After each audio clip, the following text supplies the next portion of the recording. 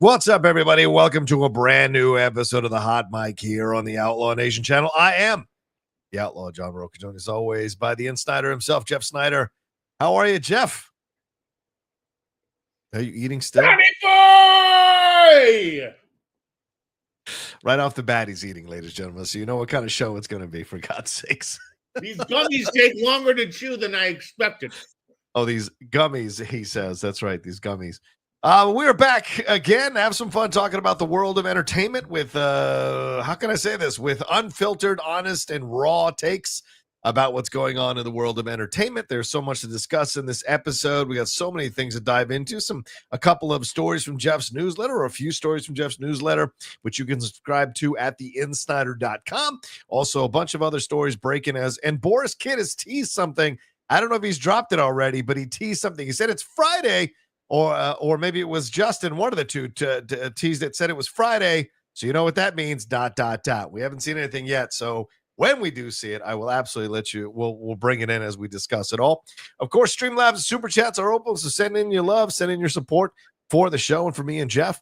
Jeff, how was your Thanksgiving? You were traveling on the East Coast. You had some fun seeing the family. Did you catch anything? A cold. Ew. Hey. No, I'll tell you what, John. Last night on the plane ride home, wow. I watched 5 episodes of The Day of the Jackal. Oh, yes. I didn't get home until like 1 a.m, and then I stayed up until like 3 a.m. watching 2 more episodes. So I'm 7 episodes deep on Jackal, and holy shit, good show. How long is it? How much are each of the episodes is what I'm saying. They're like 50 minutes. Okay. All right. I just thought, like, great role for Redmayne. Yes. Like, probably was maybe a little reluctant to do television, I imagine, but like that is a good role, and they did do something different with it. I feel like that is like the new template. Like, let's take a 2-hour movie and expand it, into 6, 8, 10 hours. Right. Because I think you can get some interesting results that way.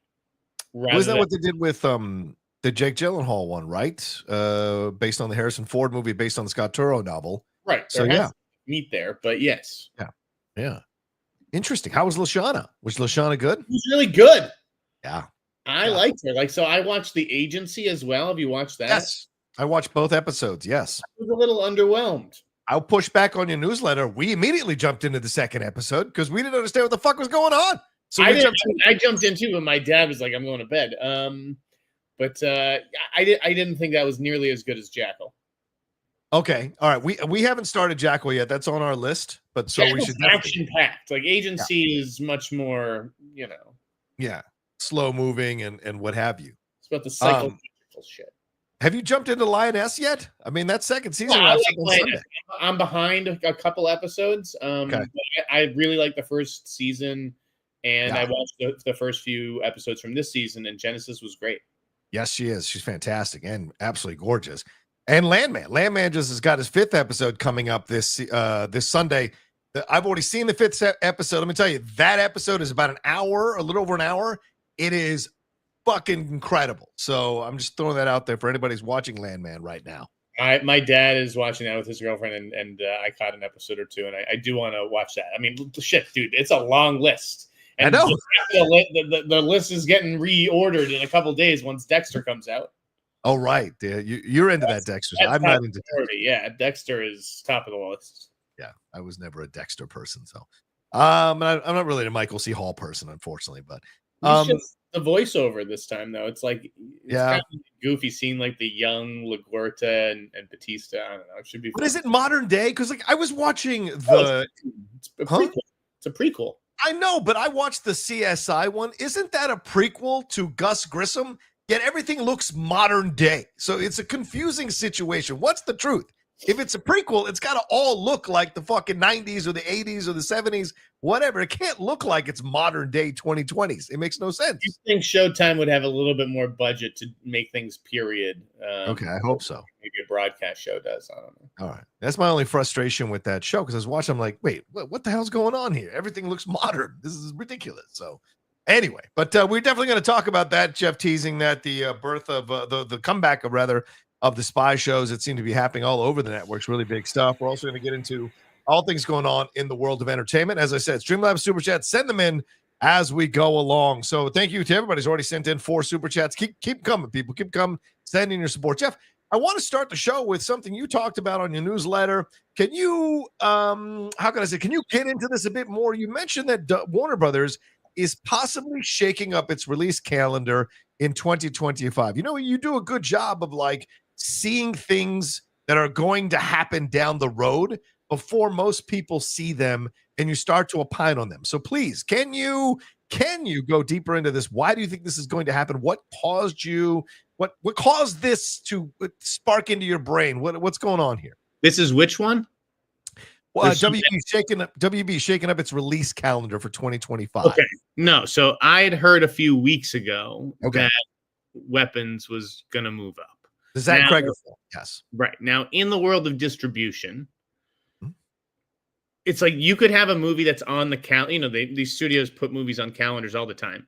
Right. You could have a movie that has not been cast yet or shot yet, and it's sitting on the release calendar for 2 months from now, and the studio will be like, yeah, well, it's on the calendar. It's on the calendar. And you're like, this movie does not exist. Right. It's coming out in 60 days.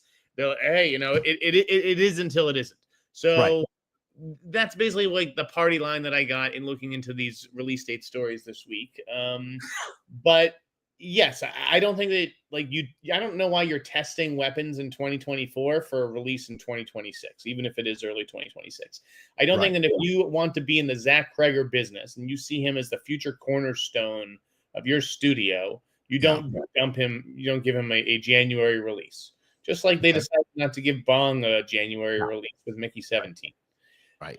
There are movies that you can give January release to, but I don't think that Zach Kreger's Weapons is one of them. And I've heard it turned out really good. Like I've read the script; it's great. So I just feel like that is going. It's not that I feel that way. I've heard that it is moving into late 2025, and that obviously is going to have dominoes. And obviously with the release calendar, so much is contingent on everybody else in town, right? If somebody makes a move, now you have to counter that move. There's a horror movie now a week before or a week after me. Shit, So and that market's going to be saturated on its own. But I just took one horror movie off the board this week with Insidious. Sony's not going to. They're not going to make that release date. Blumhouse has no plans to put that into production anytime soon. So how does it make an August release date? The answer is it doesn't. So whether Sony wants to admit that or not, this is what I'm getting at. Where it's like anyone who's paying attention kind of knows this stuff already, but no one says it because the studios don't let us. Don't let you? What do you mean don't let you? Well, to stop saying if I'm like a trade reporter or whatever. Gotcha. So you're doing it because you can't. You're not necessarily constrained by that situation. You can go ahead. I just don't understand the point of holding Weapons an entire year. Wow. Yeah. Especially with Companion coming out in January, that's going to like reignite the Kreger conversation. Not that he directed it; he just produced it. Right. But it's sort of part of his whole deal with New Line and everything. And so once that comes out, I think people are going to be like, dude, okay, well, when do we get the next movie from Kreger? And they're going to give it to us sooner rather than later. Now, what about these other films? Do you think any of these films are moving off their release dates at this point for 2025? Companion, Sinners, Alto Nights, a Minecraft movie, Mickey 17, F1. I don't think Superman's moving. No. The Battle of Bacton Cross. I think the back half of the year could be affected, right? Like The Bride. Okay. Mortal Kombat. They have so much stuff, right? Yeah. They got Wuthering Heights, right? Yes. They have the Inarritu movie. Yes. With Tom Cruise. And they have the PTA movie. Now the PTA movie is technically scheduled for August. Right. And it could stick to that date, but like it's kind of a weird date. Yeah, they got away with Tarantino and Brad Pitt and everything. Like that just felt like a summer movie. But and maybe Bacton Cross will feel like a summer movie too when we first see footage. I mean, it's very mysterious, like what it's all about. Right. But I could see that movie. I could see the one to me that stands out is Mortal Kombat. Yeah, right? Mortal Kombat too. Yeah. I mean, there's already some action and stuff going on in October 2025. Right. There's like Tron, and there's one or two other things. So it's just like I wouldn't be surprised if they kicked Mortal Kombat 2 to January, but I don't know. Okay. All right. So they're shaking it up possibly. You're not saying, other than The Conjuring, you're not saying for sure that's going to happen. It's just what you sense might be coming very soon. The back half of their stuff. And yeah, I think I don't think any calendars are set in stone, at least, especially for the second half of 2025. I think there's a lot of changes to come all over. All right. So don't get your tickets yet, people. Just wait a second. All right. So let's move on. Is F1 going to be done? I mean, I think that F1, it's tough to move that release date because of all the moving parts and everything. But like, if you're really trying to rely on F1 to market the movie, right, then you got to start marketing it in April, May. The movie is still filming. It's December. Right. Wow. That's crazy. So, it's tough to say. The studios keep a good poker face about some of this stuff, and you never know how much they're willing to pay basically entire FX houses to shut down and say, you're focused on this for the next 2 or 3 months. Yeah. I feel like Sinners, F1, Batman, Superman are unmovable. Do you think those not going anywhere? Sinners, it's too. Yeah, Sinners is fine where it is. Yeah. I've heard good things about it too. Good. Started hearing very good things about Sinners, and they started off a little mixed. Now they're getting a little bit more positive. That's good. That's good. All right. Anything more to say on this, or shall we move on? Move on, baby. Okay, let's move on. Let's get to this person here. Let's talk about this Severus Snape casting alert. I think this is you. Yeah, there we go. It's a Severus Snape casting alert. Come on, let's make it happen. Apparently, Paapa Essiedu is this is possibly he's the one that they're looking at here, kind of like they were looking at Mark Rylance as well for Dumbledore to play Severus Snape. Now, they said very clearly that this was going to be a series that was going to be colorblind in its casting. They were going to be more diverse in their casting. And here we go. And all the stuff with J.K. Rowling behind the scenes and her doubling down, tripling down, quadrupling down on her opinions. And then WB coming out last week and saying, hey, she can say whatever she wants. Now we got ourselves a possible. Did everybody say what they want? I guess so. Maybe. A black Severus Snape. And this is a British actor. I've known him. I know he's in The Outrun. He's in Gangs of London. I know a lot of people love enjoyed his work in I Might Destroy You. But of course, there was the pushback. There was the backlash to all of this. So you said you said that we should talk about all the Harry Potter rumors. So let's get into what do you think about this one, and then any other Harry Potter rumors that you want to opine on. What are your thoughts? This guy's a good actor, right? Yes, he is. Damn good actor. Yeah, I mean, to me, it's HBO as they have always done. They're the best in the business about this, taking care of its own. Right? Yeah. What was his breakout role, like you said? I Might Destroy You. Or whatever. Yeah. I Might Destroy You. This is them doing right by him, I think. Yeah. He's been rumored for things here and there. He's probably on the list of guys like who's in the mix for Bond. Yeah. To be honest. I could see that. Absolutely, I could see that. Oh, I definitely think so. I mean, he kicks a lot of ass on Gangs of London, doesn't he? I don't watch the show. Yeah. I really want. That's a good show. That is a good show. Time was infinite. I absolutely would. Yeah. I love Gareth Evans. But yeah, I'm not terribly familiar with his work. I saw him in Men. I've seen him in a couple things here and there. But because I haven't really watched Gangs of London, it's tough for me to say. And I don't really know the books and like what makes a good Snape. And so this is really your forte, Johnny. Yeah, I mean, I like this idea. I can say this. I saw him in a really awesome series called Press, a BBC series about the press, and he played one of the reporters there involved in the situation that was going on. He was fantastic in that series. That's when I first got to know him. Then I May Destroy You. He was great in that series. Then Gangs of London, 10 episodes of that. Then recently in the Lazarus Project, which I haven't seen, and he's now in 2 episodes of Black Doves, which just dropped today, I think, from Netflix. So you can catch some of his work in that. Yeah, exactly. So this is a very strong actor. And I'm also curious about the age. You're getting him at a certain age where you're going from the beginning. You want this guy to last through the entire season, multiple seasons, right? Exactly. So if he's willing to commit to it, you want a strong actor that can grow with the role. And this is a guy that I think is going to grow in name, as you said, possibly a Bond candidate, grow in name and status and stature. That's going to bring even more attention to your series and deliver an interesting new take on Severus Snape. So I like this idea. I really do. The Rylance one, I got it. I could get on board. This one, I'm much more on board with from the initial announcement, if it actually happens.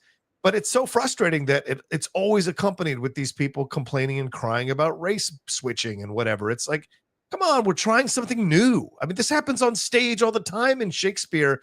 Why is it such a big deal for it to happen? Nothing inherent. The guy's this is fucking fantasy land, Johnny. Yeah, it's not real. Exactly. It's so frustrating. What are we talking about? Yeah, like, come on. I think this is the kind of actor that like Star Wars would have loved to have had. Oh my god!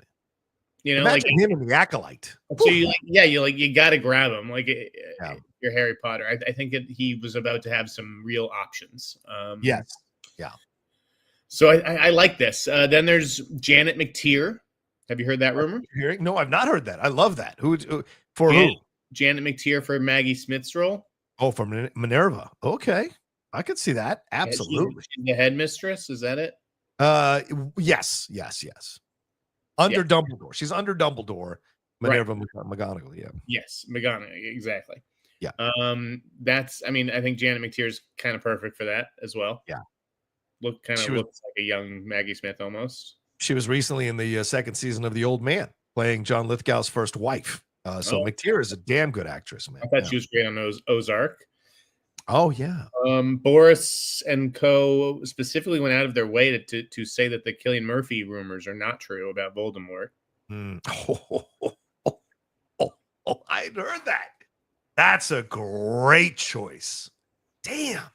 Not true. They said it's not true. I mean, do you think it could be Cumberbatch? Cumberbatch would be an excellent choice as well. What else is he doing? And certainly he has shown a propensity to go to TV or film. It doesn't matter to him. Like that Showtime series he did where he was playing that psychiatrist dealing with shit. Like he's willing to go TV or film. Eric on Netflix. I mean, yeah. Sherlock, obviously. Ooh. So I think that's a possibility. I don't know what they have in mind, really. Yeah. I love that. I love that idea. You know, I kind of love that idea of Cumberbatch. That could be a lot of fun.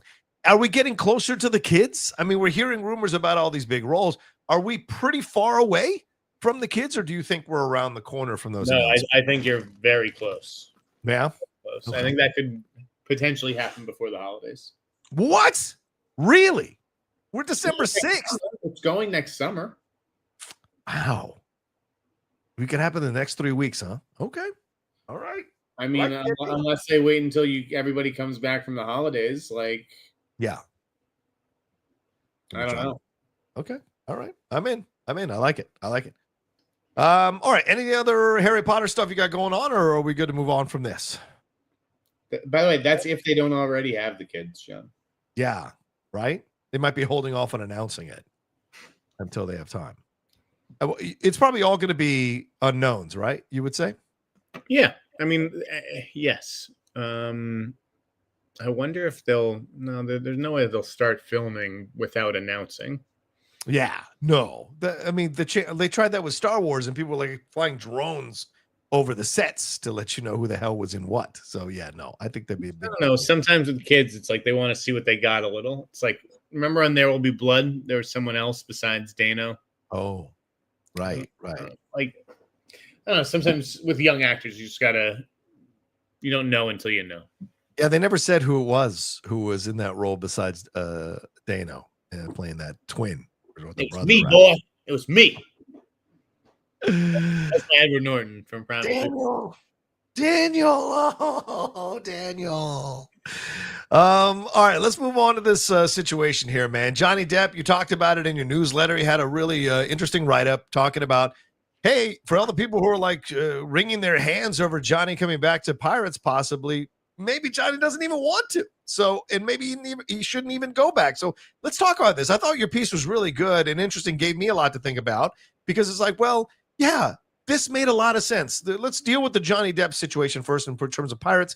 The idea that Bruckheimer is having 2 scripts commissioned, one with Johnny Depp, one without Johnny Depp, clearly makes it seem that they really want Johnny Depp to come back here. Do you think this is going to happen as a one-off and he comes in and can essentially pass on the franchise to the new people? Or do you think this is bringing him back for 3 installments or whatever? I have no idea what they're thinking. Okay. I mean, listen, I wasn't a fan of the first time. Right. You know, like I'm not.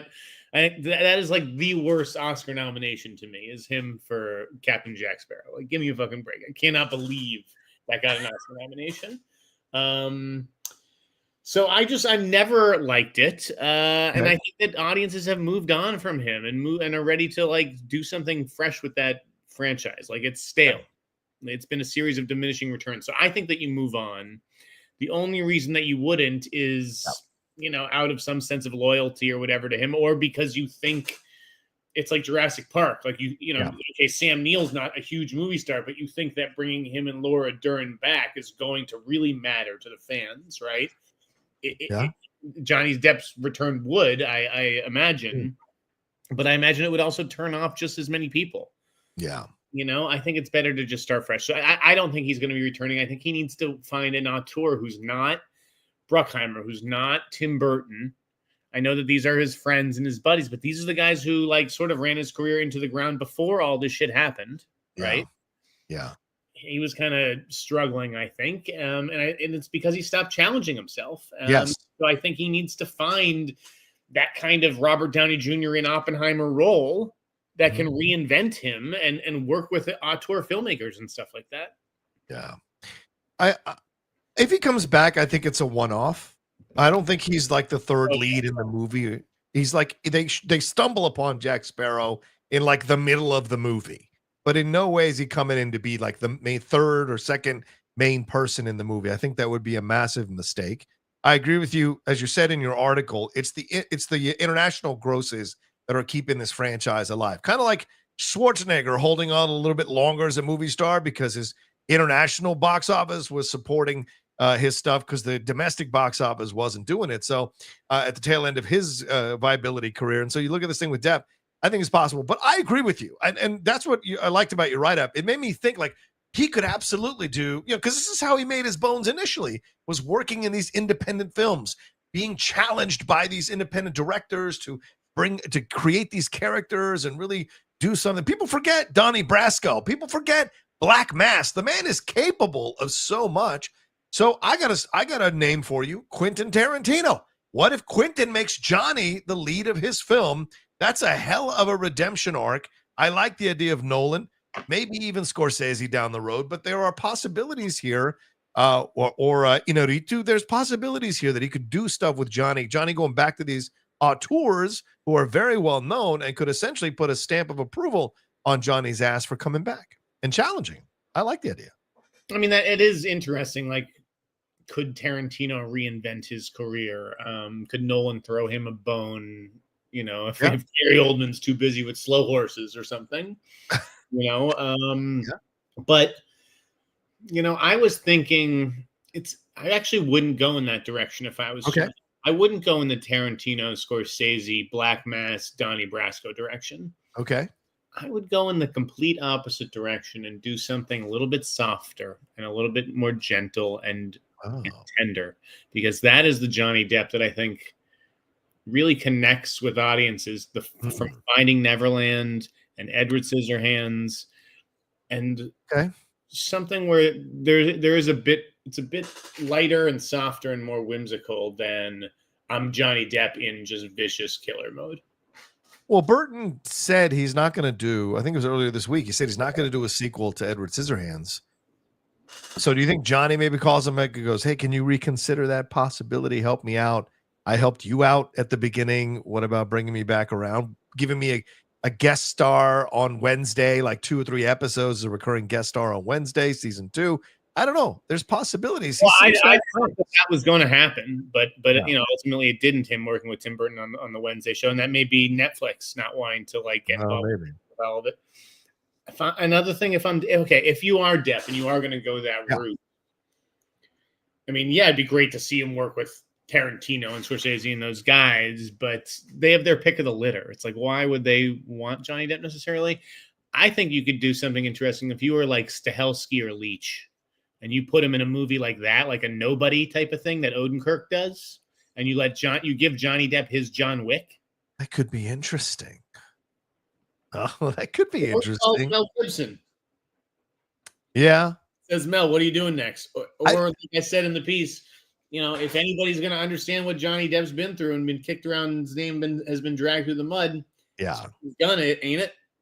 Well, that's where I think you maybe went a little too far. I don't know that people would be I was like, I don't think people would be like Gibson and Depp. I got to go see that. That seems cool. I think people would be a little bit more like, oh, I feel like I'm supporting something I shouldn't be supporting. I think some people would feel that way. Maybe it wouldn't work. But another director who doesn't have any stink on him, I think a female director could be really interesting as well, to go with a female director who wants to do something like what was Laura Lee, who did The Substance with Demi Moore. There you go.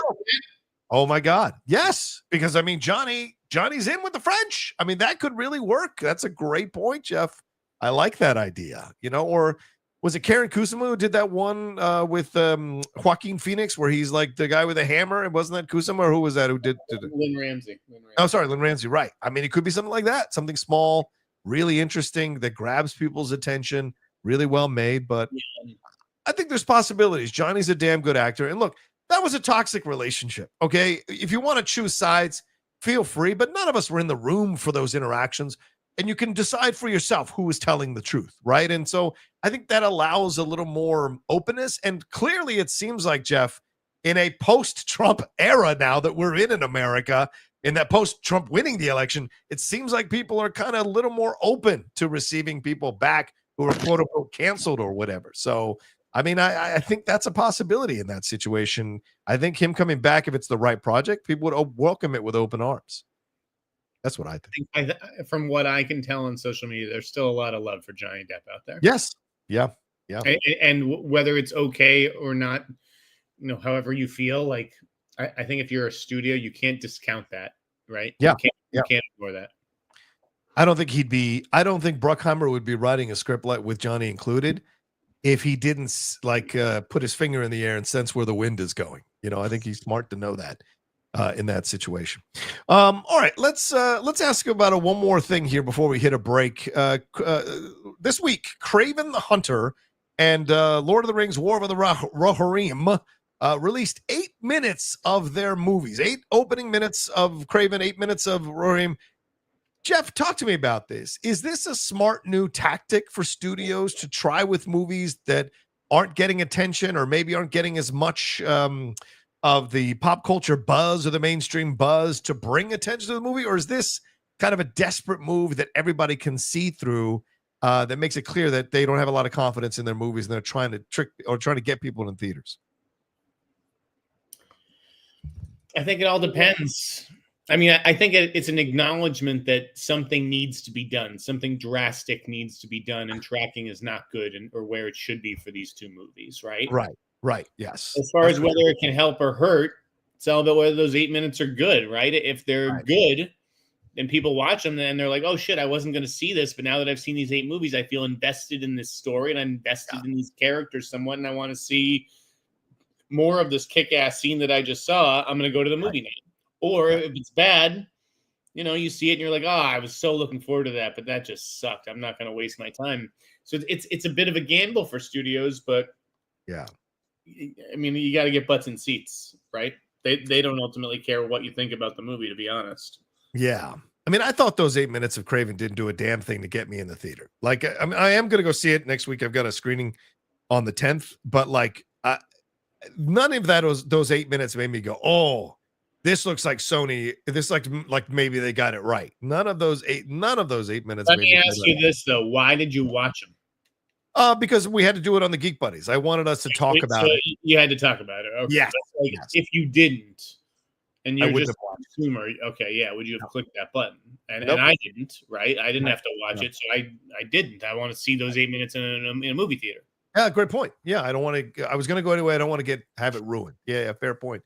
But yeah, no, Christian asked me on Monday on the show we do on his channel, and he was like, have you watched it? And I'm like, no, I have no interest. It wasn't until it came up as a topic that we were going to do Geek Buddies that I ended up watching it. But I would probably not have watched it if I didn't have to cover it. I think it's going to be way better than the other Sony Marvel movies. Right. I think it looks fun from what I've seen. I understand why J.C. Chandor and Aaron Taylor Johnson are saying, "Hey, man, give this movie a chance." Like, because people are writing it off. Why? Because it's under some label. It's coming from the same brand. I don't get it. Yeah, because they've seen how terrible those Venom movies are, how terrible Madam Web was, how terrible some of the other stuff that they've done under the Sony banner. So, I mean, fool me twice, fool me 3 times, fool me 7 times. At some point, I got to stop getting hit with a bucket of shit every time I walk out the door. So we'll see what happens with that in the end, if it helps. The Lord of the Rings one was more curious to me. I thought that they were much more confident about that movie. So clearly they sense that maybe people aren't as interested in that film yet. And the truth is, I've had it sitting in my app and I haven't watched it yet either. So at some point this weekend, I will watch it, but I haven't felt the need to watch it. So maybe they sense that as well, which is why they put out those minutes to get people maybe excited to see it and the style that they're doing with that animated film. I kind of always thought it was a mistake to release it theatrically, but we'll see when the box office hits. All right. Anything more on this, or shall we take a break here, Jeff? Let's take a break, baby. All right. We're going to take a quick break. On the other side, we'll get some more topics to jump into.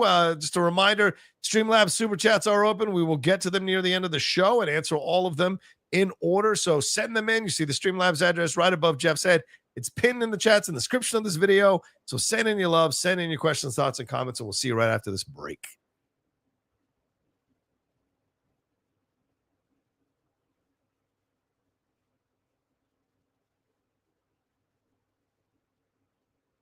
All right, Jeff, let's jump into this story here. This is one I didn't put on the rundown, but I want to get your thoughts on it because I stumbled upon it this afternoon. Barry Jenkins has a film coming out in a few weeks here called Mufasa. I don't know if you've heard about this, Jeff, from the Lion series. But he was talking to Vulture about his experience making the movie.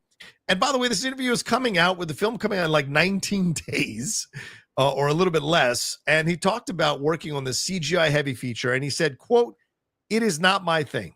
I want to work the other way again, where I want to physically get everything there. I always believe that what is here is enough. Let me just figure out what is the chemistry to make alchemy.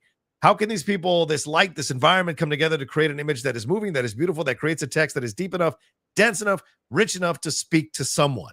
He says, a Muppet movie done in the style would be awesome. In the same way we generate our PlayStation version of a scene, Muppets are blocking the scene, but just in the black box, So it seems like he's kind of down talking the movie in essence, or the experience. And if you're Disney, do you want your director saying this movie I just worked on for 3 years is not really what I want to be doing? And it seems like cross purposes here, Jeff. Or is this a little bit of early brand saving from Barry Jenkins in case this film isn't well received?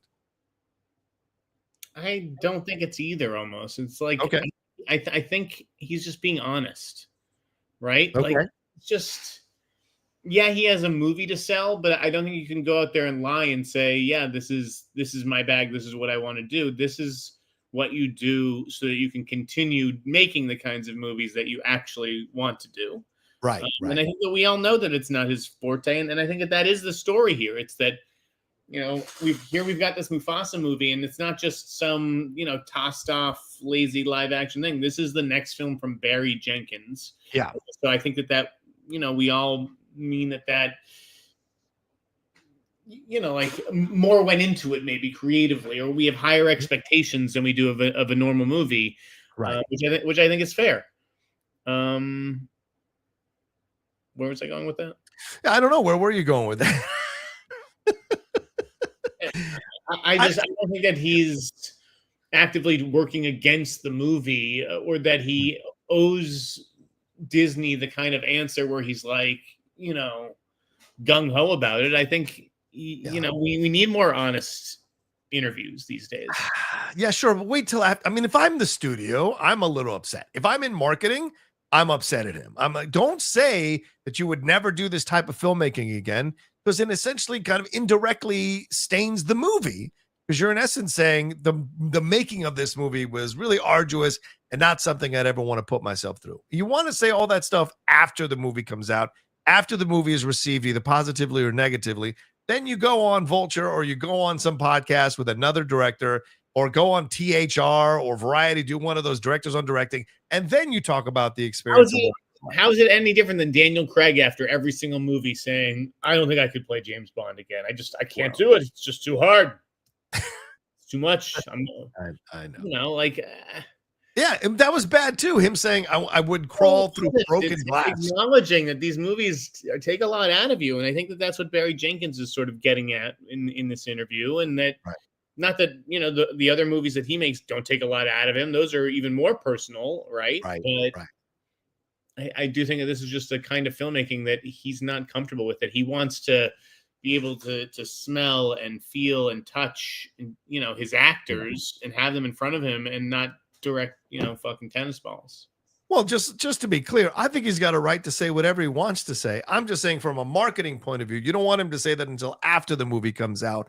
Say everything you want after the movie comes out. But of course, he's got a right to say what he wants to say about the process. And he's an excellent filmmaker. So clearly he took those three, and he even addressed the fact that people were making fun of him doing this movie and questioning why Barry Jenkins would want to do this movie. He said, I can't post anything on social media without 100 people asking me, hey, why are you doing the Mufasa? Why did you decide to do this? Because people like the way he does films outside of this particular experience. So it's tough to tune that shit out. And And yeah, that is the kind of stuff that gets picked up by the media, which I think dovetails into the Paul Walter Hauser thing that I wanted to talk about. You want to talk about that? Yeah, bring it up. Let's go. Paul Walter Hauser, I guess, has a Letterboxd account, which if you're a working professional in this industry, I don't know how you could possibly have a Letterboxd account or an honest Letterboxd account, right? Like, what are you thinking? But he's honest on his, and he rates movies, and he rated his own movie, Richard Jewell, 3.5 stars out of 5. Never mind that Letterboxd uses 5 stars, which is insane. He's probably accurate with that rating, right? That's a fair rating for his movie. And yet people think that he should have definitely rated it 5 stars. Why? Because he's in it? I think people were wanting him to rate it like 4 stars because maybe he likes the movie. Maybe he's good in the movie and he likes the movie. I don't know what stars mean anymore. Okay. The what the star system means has been completely lost on the public. Okay. That's a separate conversation. Where are you getting that from? Who do you know? Where are you making this up that they wanted him to have 4 stars? I mean, why not? They wanted him to have 5 stars. Yeah. You think that they wouldn't have had a problem with it if he had given it 4 stars instead of 3.5? I don't think anybody would have had an issue with it if he gave it 4 stars instead of 3.5. 3.5 has that. That's like getting a C+. Once the C is there, Jeff, the idea that it's average is what comes into people's minds. And so, you see a 4 as kind of like a B, a 4.5 is like an A-, and the 5 is the A+ or whatever. So I think that's how you look, or 4.5 is probably the A and the 5 is the A+. So I think it's what you look at. So when you look at something that's 3.5, you're essentially saying, yeah, it's good, but it's not great. It's not that good, and so that's how people see it when you look at that 3, especially on a 5-star system. So it's still a good movie. And it's 77%. Give movies whatever he fucking wants, whether he's in them or not. Of course. Why are people looking at each other's letterboxes, okay? Being like, you only gave it this many stars. You're a fool. This is what we need more of. No wonder no one talks about that kind of shit on their Twitter feed or on social media, and that he's the rare actor to have a Letterboxd feed, because this is what happens. And Variety runs a story about it, and no one checks with them for comment, right? They're just like, whoa, the Letterboxd thing is the comment on itself. I don't need to check with you. Right. And then it just becomes a media story, and things get twisted. Then you got to call, I'm sorry, Clint, the people are taking it out of context. It's ridiculous. Okay. So let me push back on 2 things, because I get your point of view, and I totally respect that people getting upset about this seems like ridiculous. Is ridiculous but it's also because it's December and there's not a lot of news, Jeff, and people are just fabricating what they can fabricate. And Variety was like, oh, thank God. Or THR was like, oh, thank God. We get some clicks on this one. But I think if Paul hadn't responded, then this would have not blown up at all. Paul chose to respond to the person who asked him about it on social media. Now for Paul, and Paul said, I'm done talking about movies. I'm shutting down social media for all. Here's what I want to say. If you're going to go on social media and you're going to say shit, have the fucking nuts to stand behind it and deal with the ramifications. Don't act like a baby waddling in your diapers and you don't know what social media is all about. Get the fuck out of here. Paul Walter Hauser is an adult. He's a professional wrestler. He's a former Schmodown competitor. He's a damn good actor. He's been there. So for him to go like, oh, I can't take the people are coming out. You know what social media is like. Why did you respond? You should not have responded. Let it go and move on. Asking people to do better is nice. It's not the fucking reality. And so that's my issue there. You know, I got no problem. Rate the films whatever you want. I didn't care because I like Richard Jewell. I think it's a 4 film for me personally. I think it's one of the best Eastwood ones he's ever done. But like this idea though is like he shouldn't have responded. Just let it be. People John, have you watched Juror number 2 yet? By the way, yes, I loved it. You loved it? I liked how's it? I liked it. It's not. I agree with you on your article. It's not a top 10 film in any way, shape, or form. But I liked the film. Yes, because it's better than The Mule, and it's fucking better than from what? like a crime point of view. I just found that there were so many holes in it. Okay, it's a great premise. Like the setup is great, but I just felt like it. I mean, it ends prematurely too. Like. I can't believe that critics are, I'm not surprised that it's doing so well on the VOD charts because like people want to see it. And that trailer I think kills. But when people are like, well, how could they only put this in 300 theaters and they did Clint dirty? Like this was not going to be some fucking box office juggernaut. You understand that if they put it in more theaters, they have to pay for it in more theaters. And then it becomes harder for it to recoup its budget. And all of a sudden this success story that it's become doesn't exist. Yeah. Well, I watched it with the Lady Outlaw who doesn't watch a lot of movies, but she loves serving on juries. She's a big fan of serving on juries. She does. This is with my lady is very odd. She loves the idea. When she gets the jury summons, she is so excited. She's so excited to go serve on a jury. It's one of the weirdest things ever, but I love her. I love that. I have to start practicing saying racist shit as soon as what? the jury summons comes in. Exactly. That's how I get out of jury duty, guys. I said to her, it's a film about a juror and directed by Clint Eastwood. She goes, I'm in. And so we watched it. She hated the ending because it didn't, because I don't want to ruin it, but she hated the ending. I loved it. I loved the ending. And I thought, but she loved Nicholas Hoult in the movie. Like the end of Challengers too, John? Oh, I love Challengers. I'm a big fan of Challengers. I'm not saying anything negative about Challengers. Challengers is the sexiest movie of the year. This side of Nosferatu. Pretty fucking sexy. So I like Juror number 2. But again, the point is, Paul, why did you say anything? And if you said something, you gotta be ready for the backlash, or don't say anything. That's the kind of the game. It's kind of the game. To me, it's not about him or the backlash. It's about the media picking it up and saying this is a story that now needs to be disseminated as news because we're so craven for hits. We don't know what news is anymore. I mean, fucking, there's no way if I pitched that at Variety 15 years ago that they'd say, "Oh, absolutely, jump on that." Paul Hauser having a feud with a fan over his Letterboxd account. This is gobbledygook. This is not a real thing. But now it's on Variety.com. It's insane. The news judgment is insane. But that's enough to just get clicks. But exactly. It's changed now because they hunt the clicks. They hunt the likes. They know journalism is dying, so people have to poke and prod. And we see this all of them, right? All of them do it. Collider does it. All of these sites do screen. What is it? Cinema Blend, Screen Rant. Huh? What if these companies set a good example and had standards? Then they won't get anybody clicking on their stuff, and they'll go out of business, Jeff. This is the honest truth of it, and you know it. What you pitched 15 years ago. 15 years before that would have never been approved by the journalists of that time. Everything changes, man. All I know, it's like, I checked out, I tweeted this on Slash Film, and I really do think it struck a chord. I tweeted on Twitter, and it struck a chord with people, but I visited Slash Film this week. I hadn't visited them in a while. Oh, yeah. It's just 10 Skeleton Crew articles, and then it was just like lists that were timed to for just clearly built for a robot algorithm. Yeah. What the fuck is going on?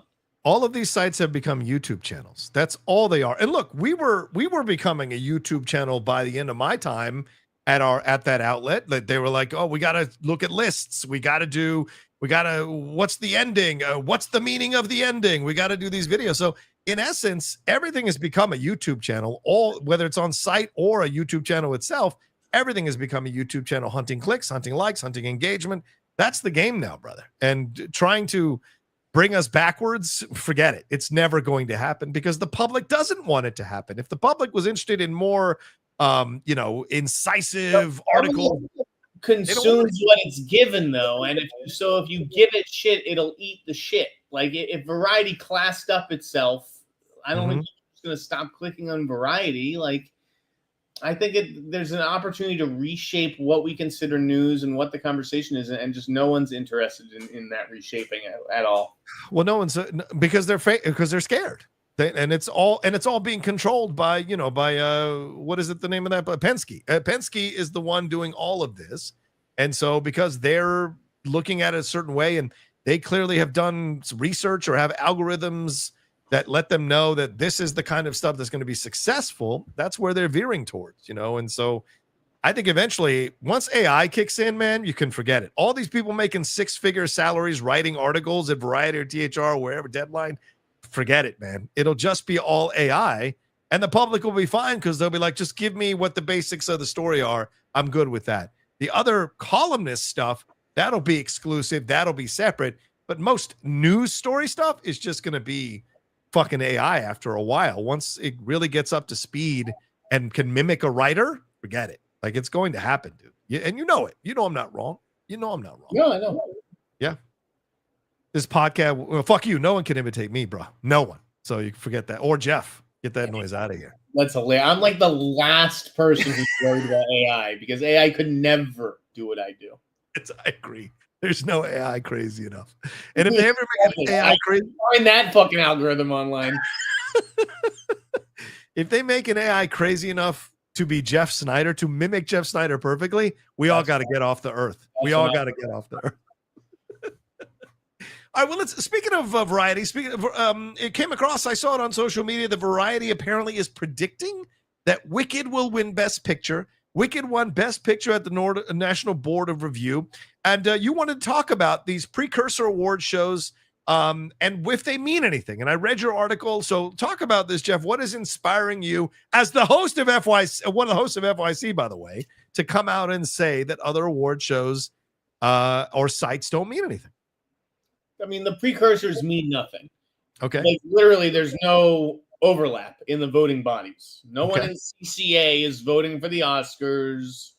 No one voting for the Globes is voting for the Oscars. No one voting for the Gothams is voting for the Oscars. Is that true? You know that for a fact?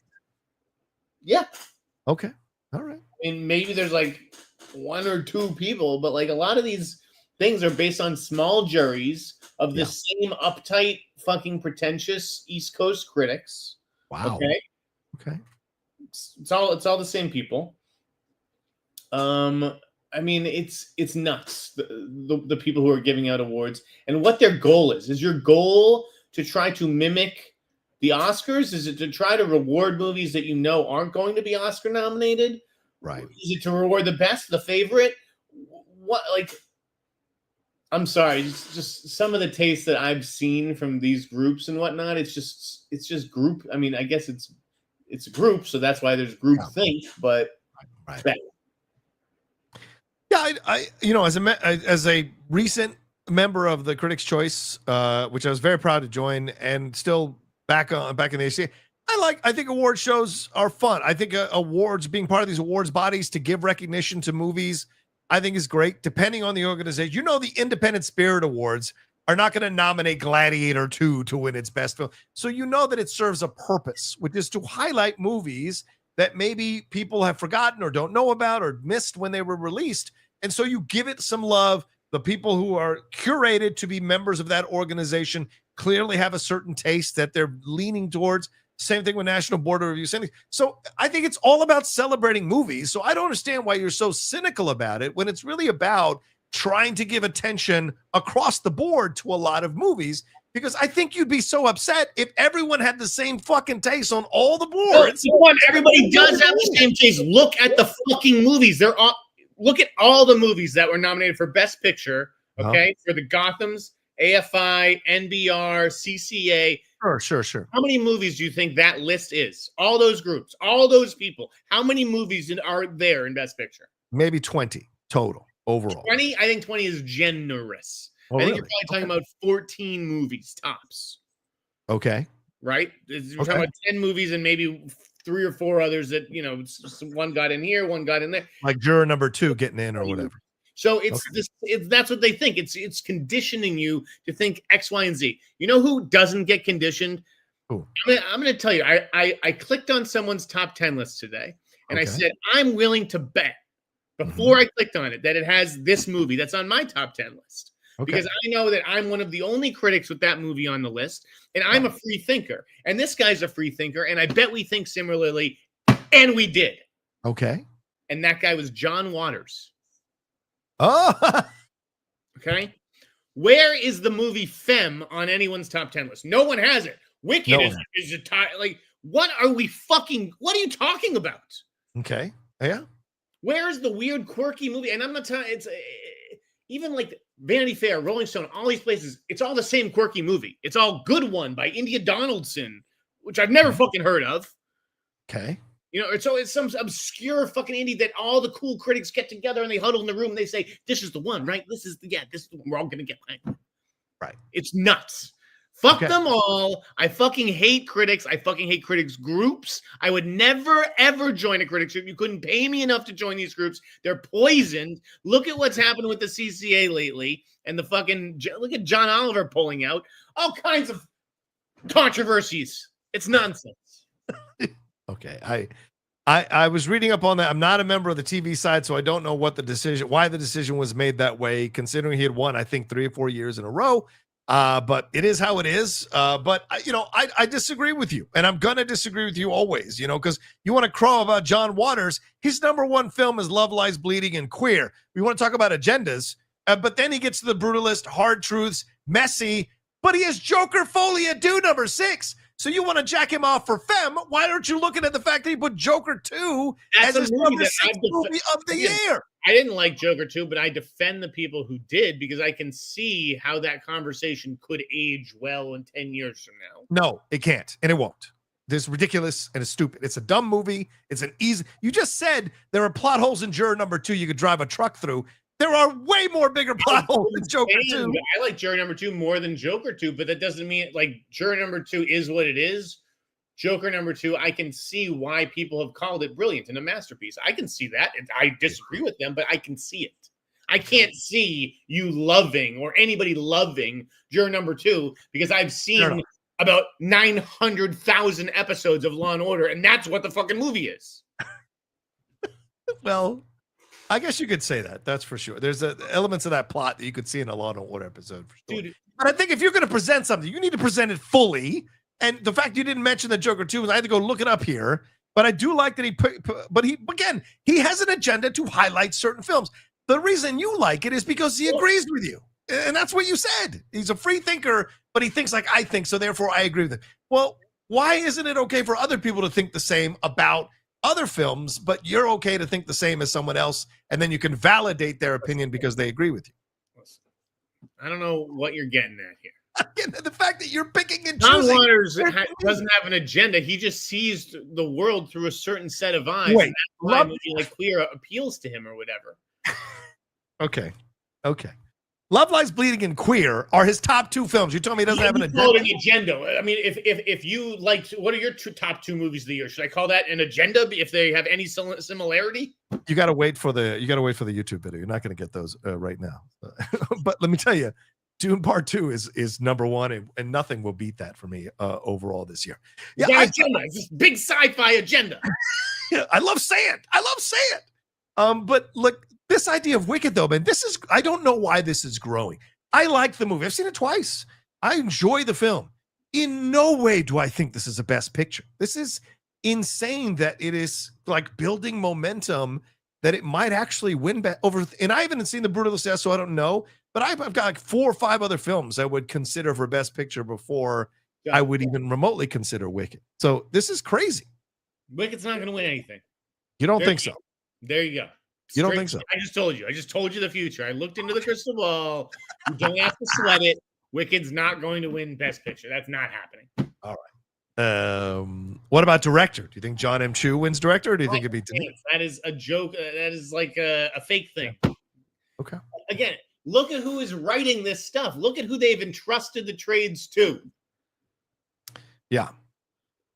Because that's where everybody is taking their cues from. It's from the same 3 or 4 writers. What happened to fucking September 5th? Yeah, I'm kind of frustrated about that. And I'm even frustrated that Dune 2 is kind of getting lost. Like, people aren't even talking about it. And I better not hear the same people who were crowing that Dune Part 1 should be nominated for Best Picture because it's a Part 1, and yet they're out here telling me Wicked is the Best Picture when that's a fucking Part 1. You better take a look at your hypocritical ass if you're doing that. No one's consistent. Everyone just bend. I'm telling you, dude, Oscar bloggers are so full of shit. Okay? It's all about SEO anyways. It's all about just getting Wicked in a fucking headline because that's all anybody's searching right now. Okay. I know. It is.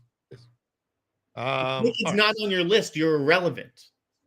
That's the way that they're looking at it. We need to be relevant. We got to be seen as with it and hip. Yeah. Come on, the best movie of the year. You got to be smoking fucking crack to think that, right? And these are ostensibly professionals. Like, doesn't anyone in the organization like look around after this choice is made and be like, "So Wicked, huh? Yeah. Okay." Like, I would be embarrassed to be a member of that. Imagine spending all day in a room doing the voting, and again, you come home and your girl says, "What'd you guys vote for?" And you say, "Wicked."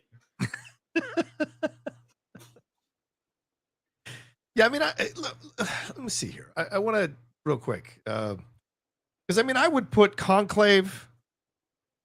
I haven't seen The Brutalist, but I imagine I'll end up putting The Brutalist up there. Dune Part 2. A lot of people love Emilia Perez. That's getting almost no buzz for Best Picture, which is supremely frustrating. Dead in the water as far as Best Picture is concerned. Yeah. Never going to happen. Be lucky to get nominated at this point. I mean, Rolling Stone has Dune Part 2 at 17th. Their 17th best film of the year. Under Janet Planet. Under Challengers. Janet Planet. That's another movie. The critics are nuts for Janet Planet. Mom, Dad, you gotta see Janet Planet. Yeah. Annie Baker's movie is like nothing you've ever seen before. Julianne Nicholson.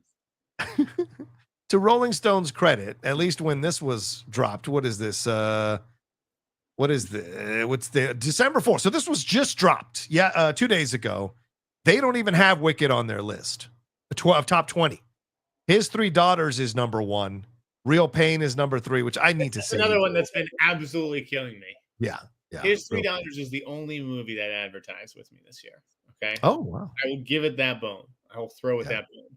But like, for a movie critic to put that movie at number 1 of all the movies that you saw this year, honestly, if I was his editor, it's a fireable offense. Get out. David Fear is the guy who wrote this. So. I would have fired David Fear over it. Put the fear in David Fear. You had a good run, Davey. You've lost your fucking mind. Goodbye. Let's look at who IndieWire has. By the way, Nosferatu's in my top 10, and it's fucking madness that no one is putting that in their top. No invite from Focus. Didn't write about it enough, apparently, the last 3 years. IndieWire has Nickel Boys as number 1. Nickel Boys, and I'm seeing it Tuesday night. I think I'm looking forward to it. That's a movie that could go either way. Yeah, and Jeff's favorite film, I Saw the TV Glow, is number 4 in IndieWire's opinion. Holy shit! Above Anora, above The Substance, above Furiosa. Trying to yeah. I'm you know what? I'll hold space for that one. Okay. All right. It's going to be interesting. See, I think there's 20. Look, there's 20 movies on each of these lists, and none of them are Wicked. I think there are 20 movies that are in consideration for Best Picture. I do. I think there are 20. So, all right. Let's move on, Jeff, before we get ourselves into more trouble here. Let's take a break. And on the other side, we'll talk a few more topics and get to these questions. Are you good? Are you hanging in there? And guys, go look at my top 10 lists for every year of the last decade. The Insnider.blogspot.com. It's all right there in black and white. Doesn't change. Doesn't get updated. Go back and look and see. Does Jeff Sneider have homogenous taste? You tell me. Freethinker.com. Go look it up. Freethinker.com. We'll be right back right after this.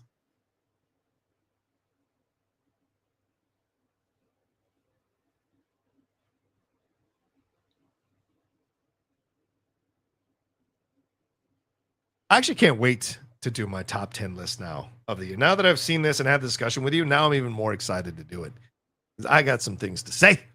All right. You do it at the end of the month after you've had a chance to see all the movies. That's what I'm doing. Yeah. I'm gonna see everything. Well, I've got all the movies for the most part on the app yet. I haven't seen even once you have all the movies on the app, right? Yeah.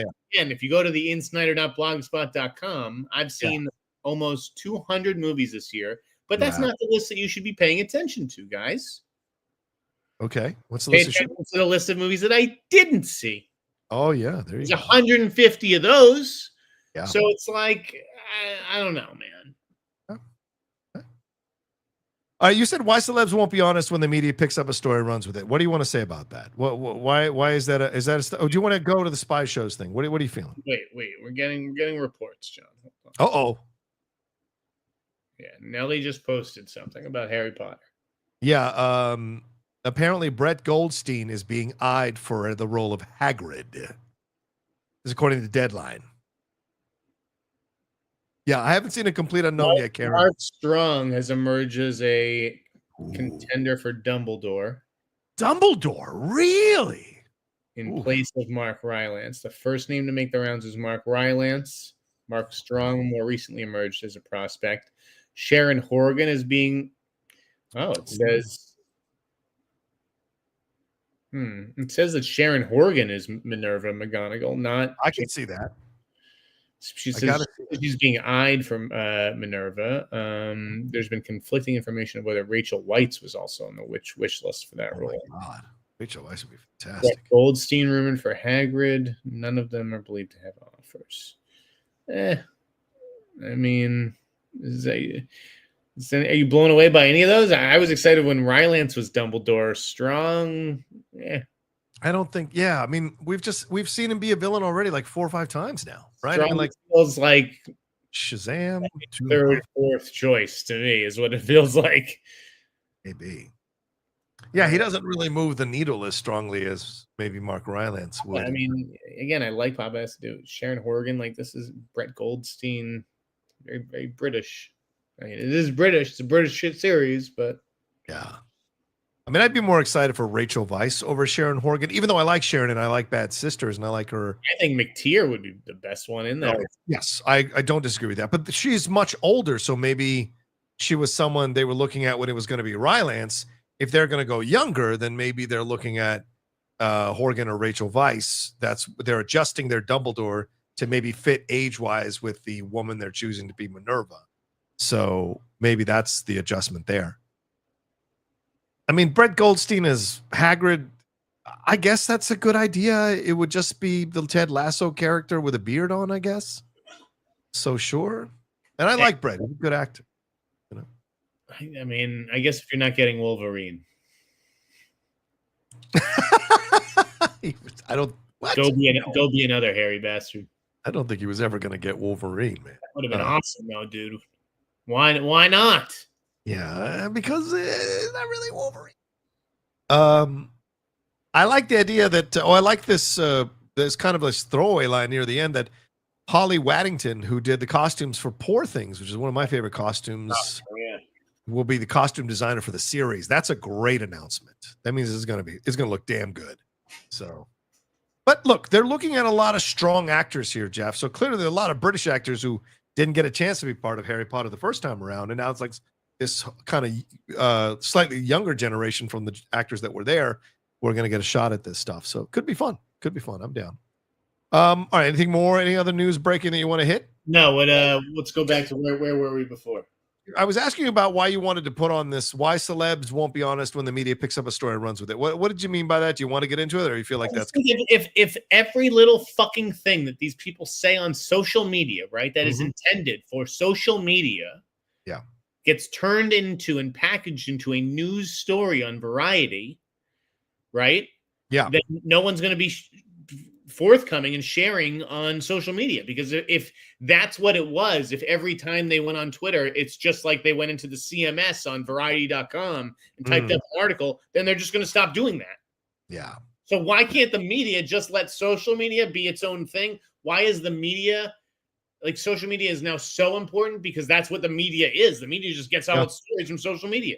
Yep, 100%. That's absolutely what's happening. I mean, I don't know if you saw the news today, Jeff, but Nielsen just locked down a deal with TikTok to essentially monitor the ratings of ads for the stuff that people are putting on TikTok and issue Nielsen ratings or Nielsen numbers for view counts for these people's accounts. So, Jeff, it's all over, buddy. It's all over. It's social media.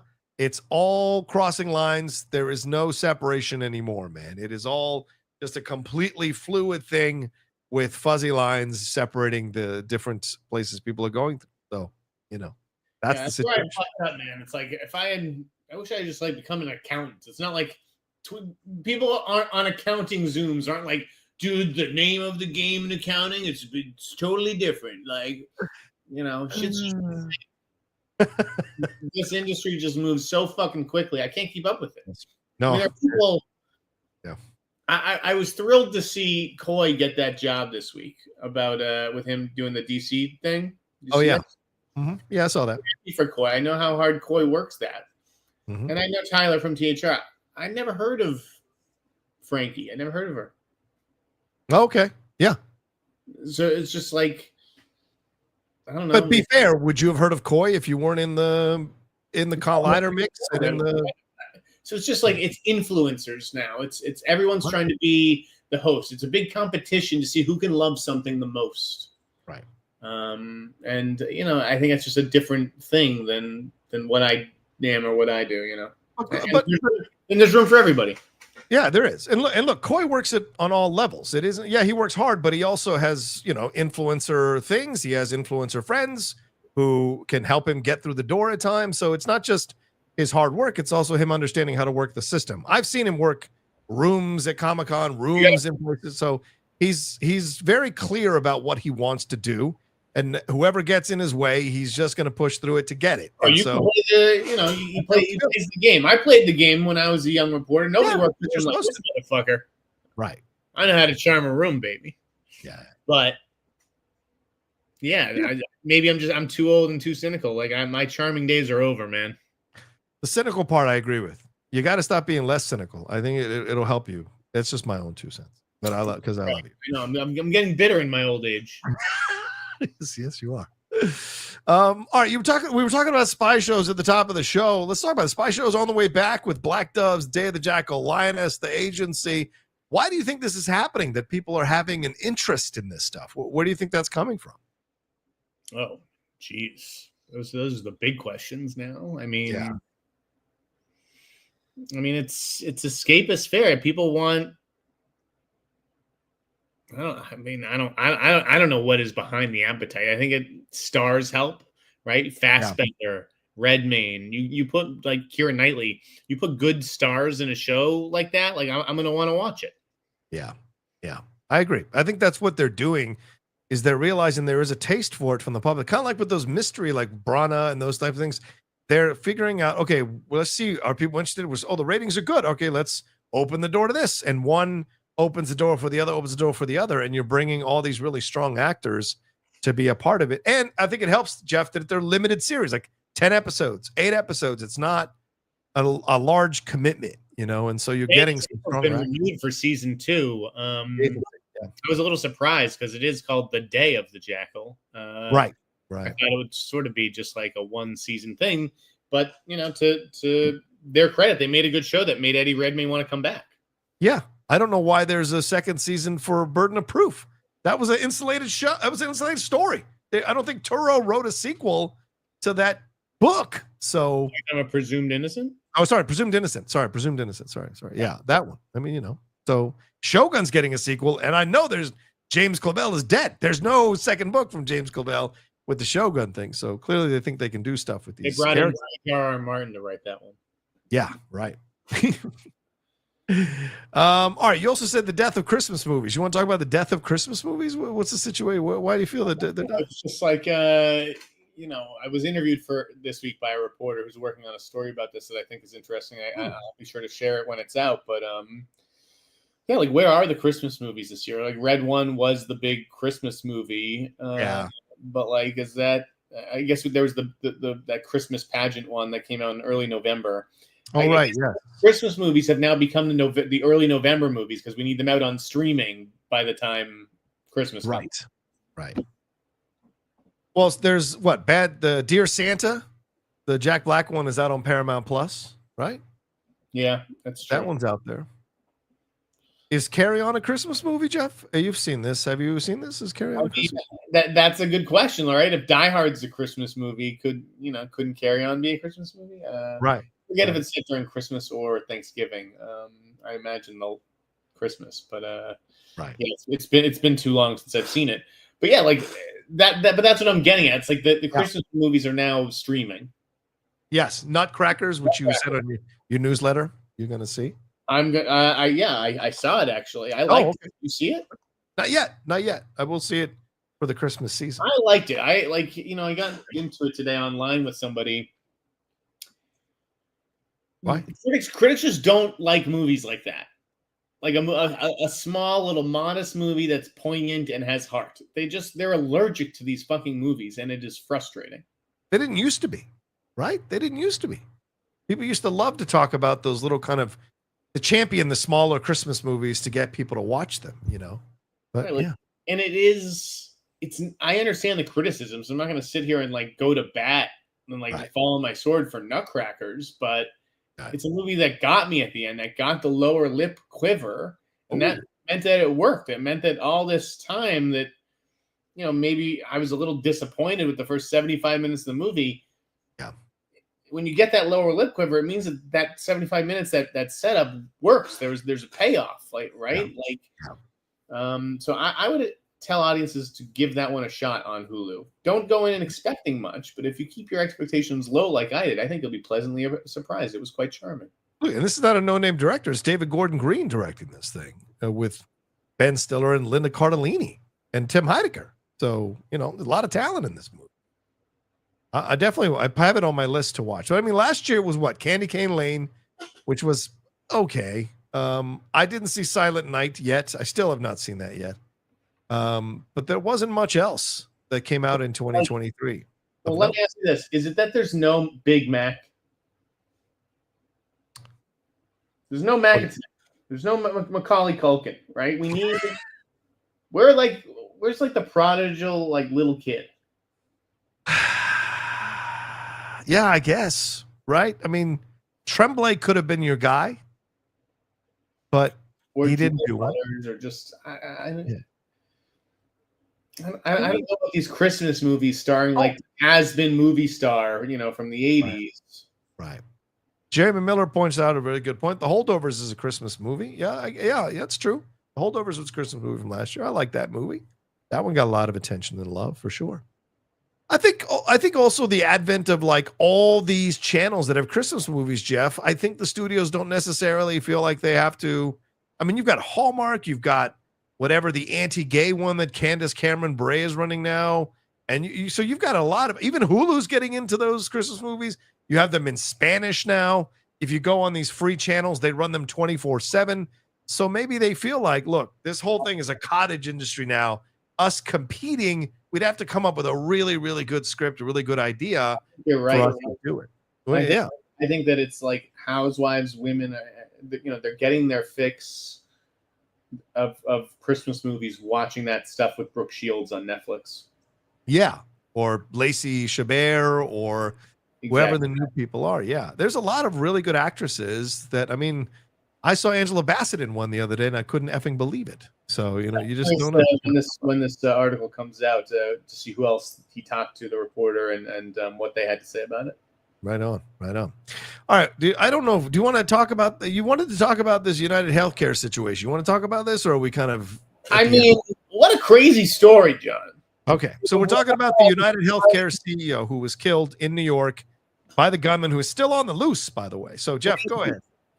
No, we're talking about all these spy shows. This was like a hit out of a spy show. Yeah. This dude, the gun jams. You can't even you can write this shit and people do, but you're that's what happens in movies. Guns jam. No, this fucking happens. The guy's trying to crawl away.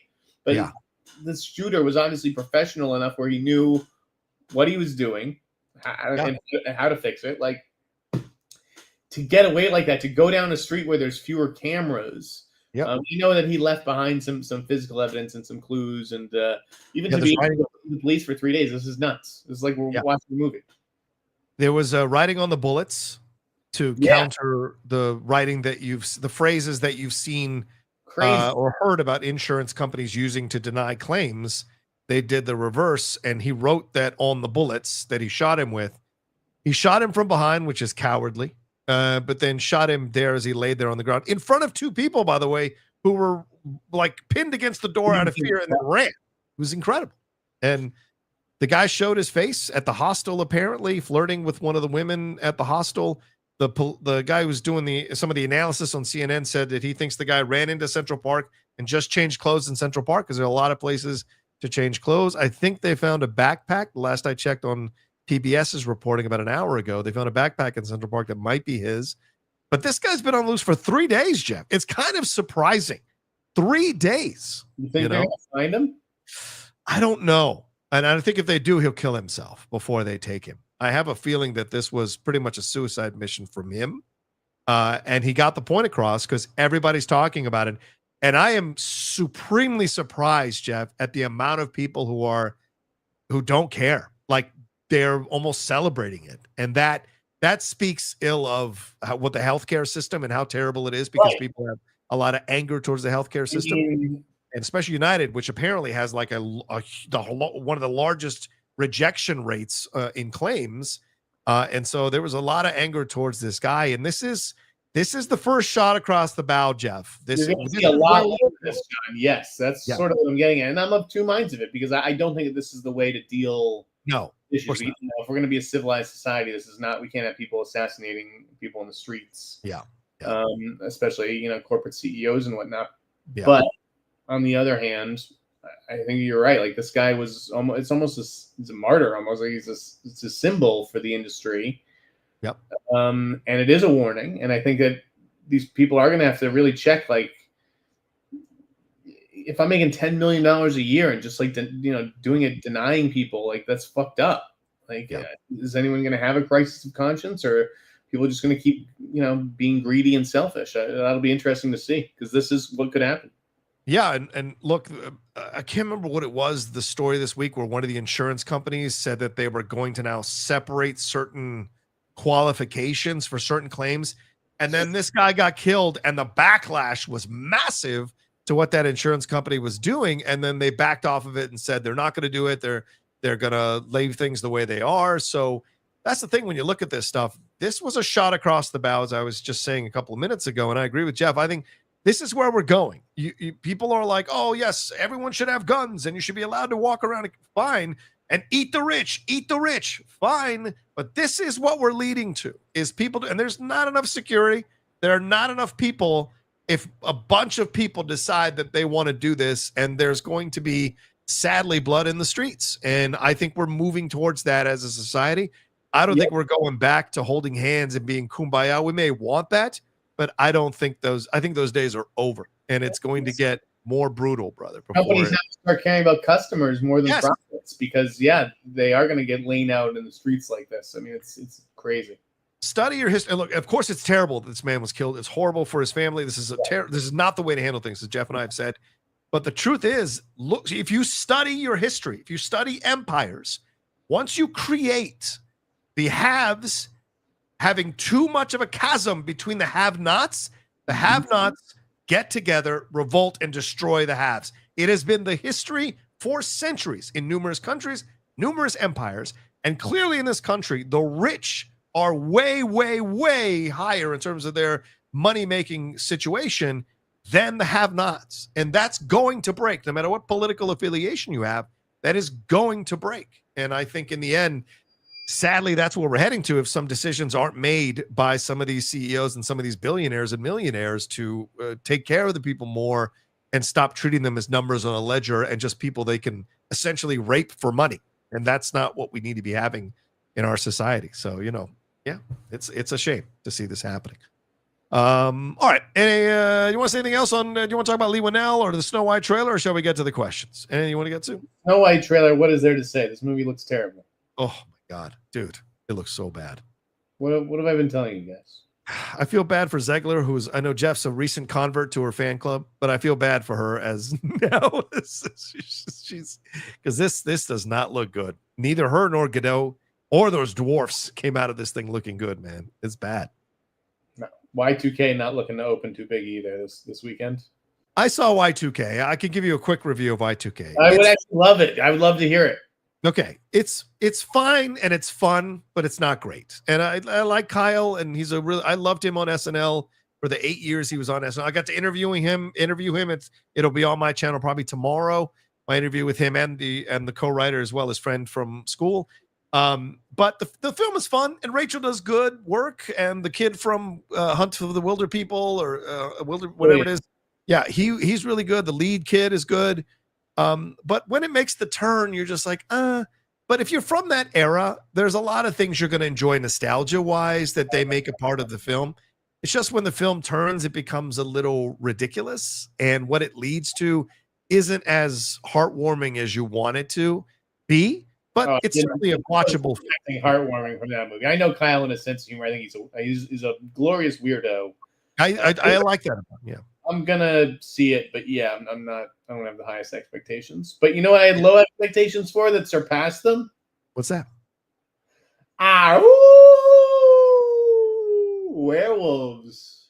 Oh, the Frank Grillo film. Yeah, you know what? For a goofy ass Frank Grillo B movie, I'll take it. Hey, Frank I like what's happening with Frank, man. Well deserved. Creature Commandos, Tulsa King season 2, Werewolf. I mean, he's starting to get higher up, and people are starting to talk about Frank Grillo in a positive way more and more, and I love that. So I look forward to seeing Werewolves. By the way, Christian interviewed him. It's on his channel, him and Frank Grillo sitting down to talk about stuff. So you want to check it out. All right. Shall we move on to these questions, man? You good? Yeah. All right, let's do it. Let's move on to these questions. Dennis Hoffman says, Jeff, years ago you suggested Glenn Powell did something hilarious to get off Scream Queens. Will you ever tell the truth just between us pals? No. Miguel Zayan says, hey, y'all, have you all got any updates on the Kendrick Lamar and South Park creators film? Do y'all think Kendra's status right now can help the film with the box office? I don't have any updates. It's so mysterious on that movie. No one, I mean, dude, it's filming. It's been filming. No one knows anyone who, and again, the trades aren't saying anything. Yeah. It's weird. Yeah, I think Kendrick could help with the box office for sure, but it's really the South Park brand that helps overall. Poison, he would be adding to it, not elevating necessarily. Poisonous Plant 15 says, if you guys could see a director and writer team up who have never worked together before, who would you choose? Mine would be David Fincher and S. Craig Zoller, or Gore Verbinski and Andrew Kevin Walker. Ooh, interesting choice. I would say Aaron Sorkin and Christopher Nolan. I would love to see what those two guys could come up with. Jeff? Uh-oh. Jordan Peele and Kevin Williamson. Ooh. Who's all right. Who's writing? Who's directing? Kevin's writing and Jordan's directing. All right. I like that idea. Wiley OFC says, I'm excited for the live Sabrina Carpenter Christmas special musical tonight. Music special tonight. I think it's interesting that Netflix is getting into the music space. Do you think other streaming services will follow? Well, Apple already did with the Mariah Carey Christmas special a couple of years ago, and then they had the Hannah Waddingham Christmas variety special. So yeah, I think all streaming services are going to get into this stuff. Jeff, do you think so? Yes. I think live entertainment, I mean, it's just like, it's huge. They put up huge numbers, right? When you have appointment viewing and say, all right, everybody's got to tune in at this time. I think you're going to see more and more concerts and sporting events and all that kind of stuff on streaming. Yeah. Definitely sports.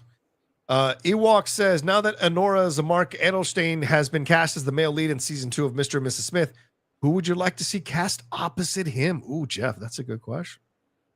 Mikey Madison. Yeah, I was just gonna say.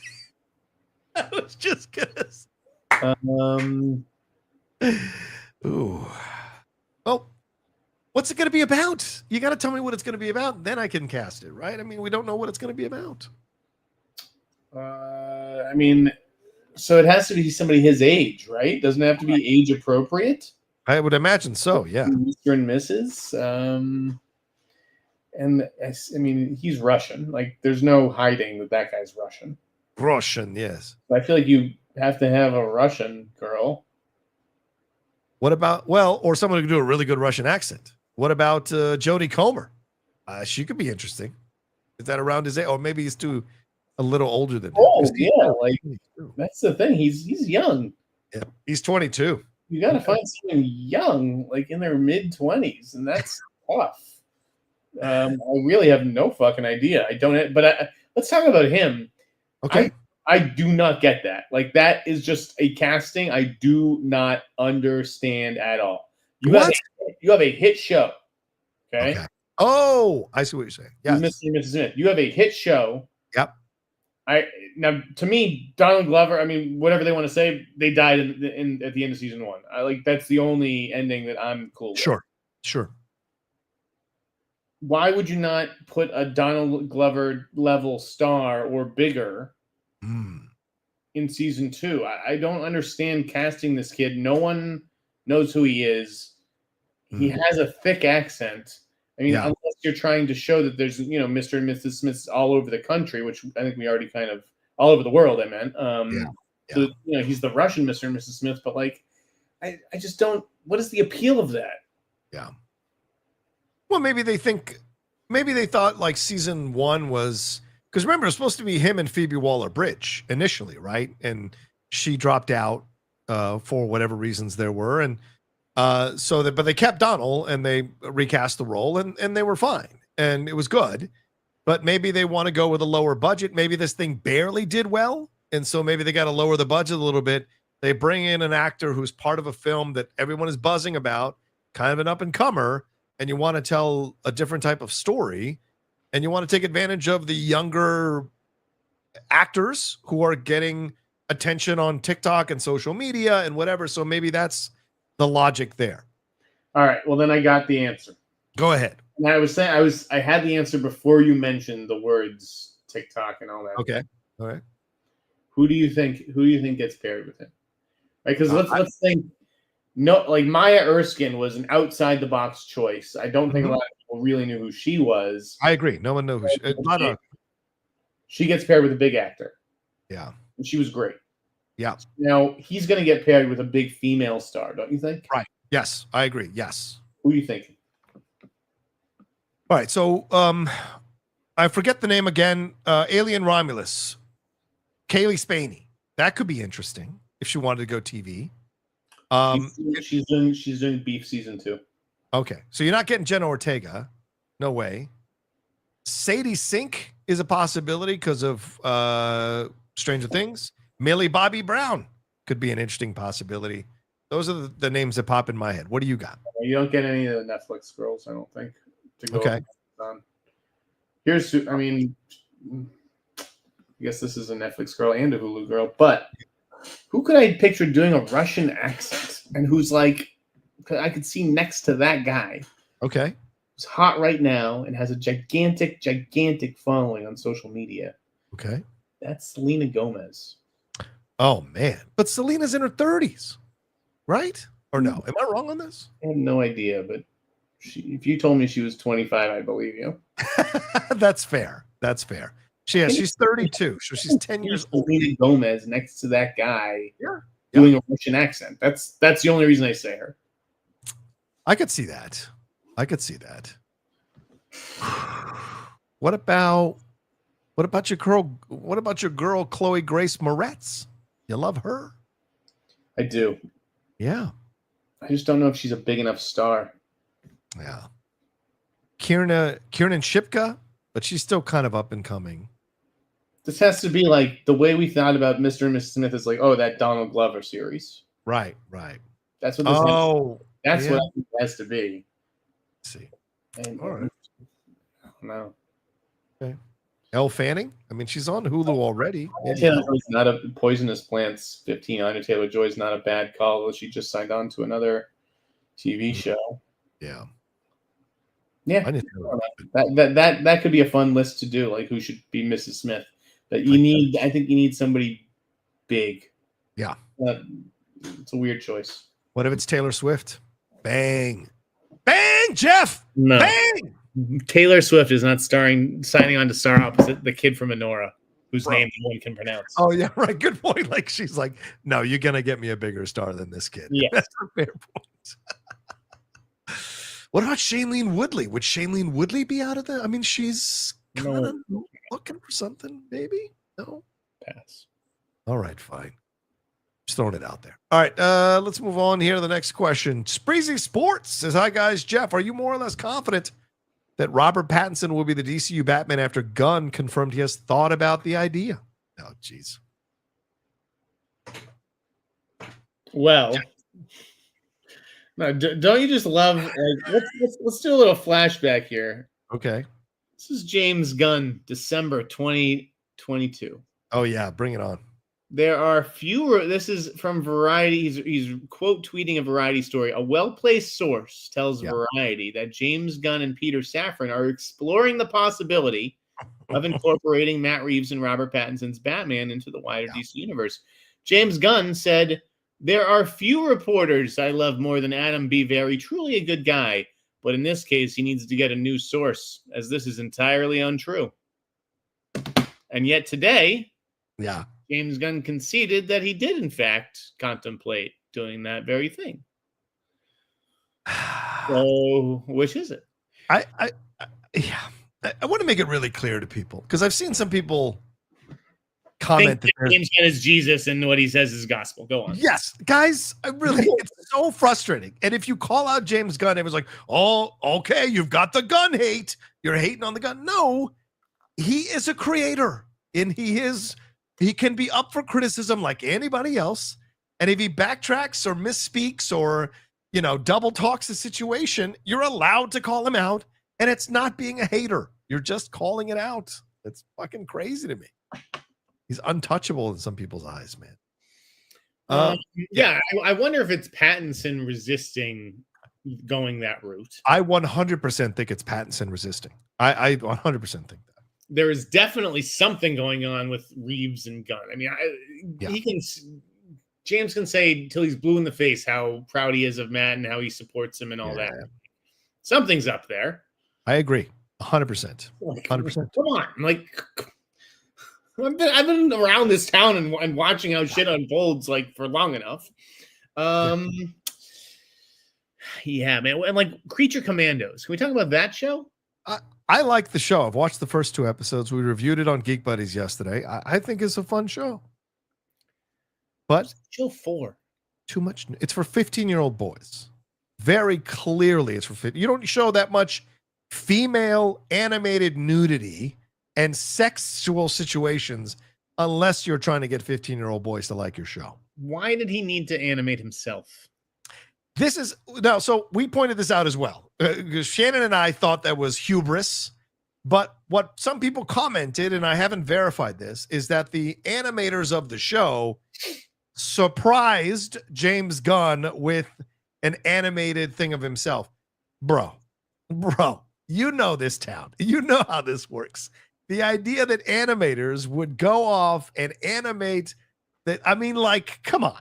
If they're doing it so they can keep working on the show. It seems odd to me that they would be like, oh yeah, we just came up with this idea. Surprise, Daddy Gunn. And it just seems weird. Right? It reminds me that I'm watching a TV show, that there's a guy who sat in a room and wrote these pages and hired actors to recite these lines. And I guess, maybe there's always that kind of barrier with animation, but I watched it.